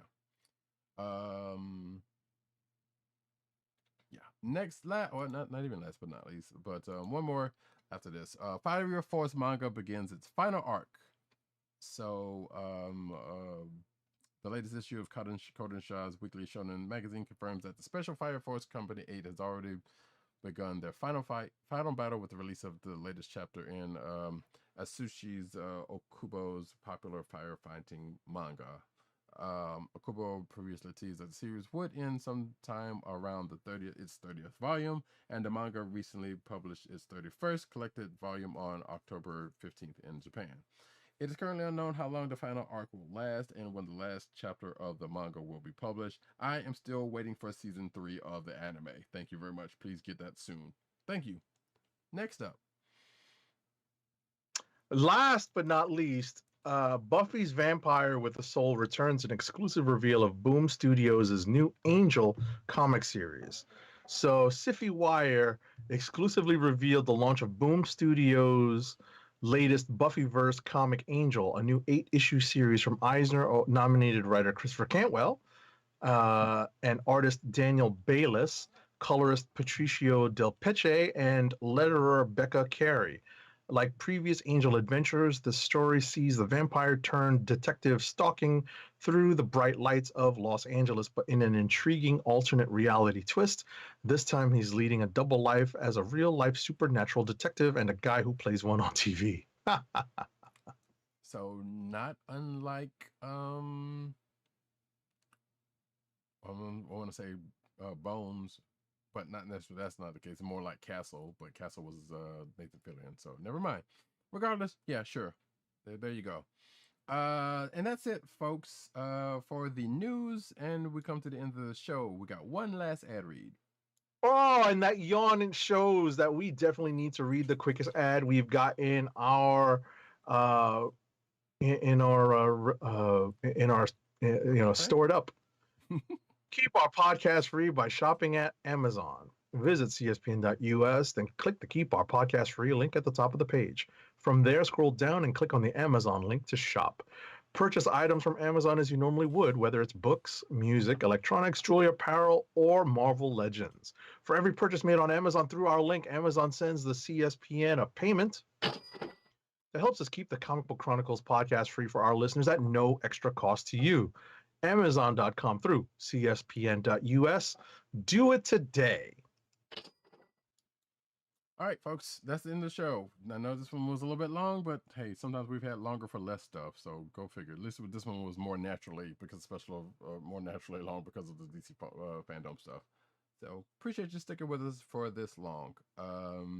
That being said, we'll be back next week. My name is Radicat. You can find me at Radicat on Twitter. You can find me at NewsNerdsNeed on Twitter. You can find me at CBCaps on Instagram.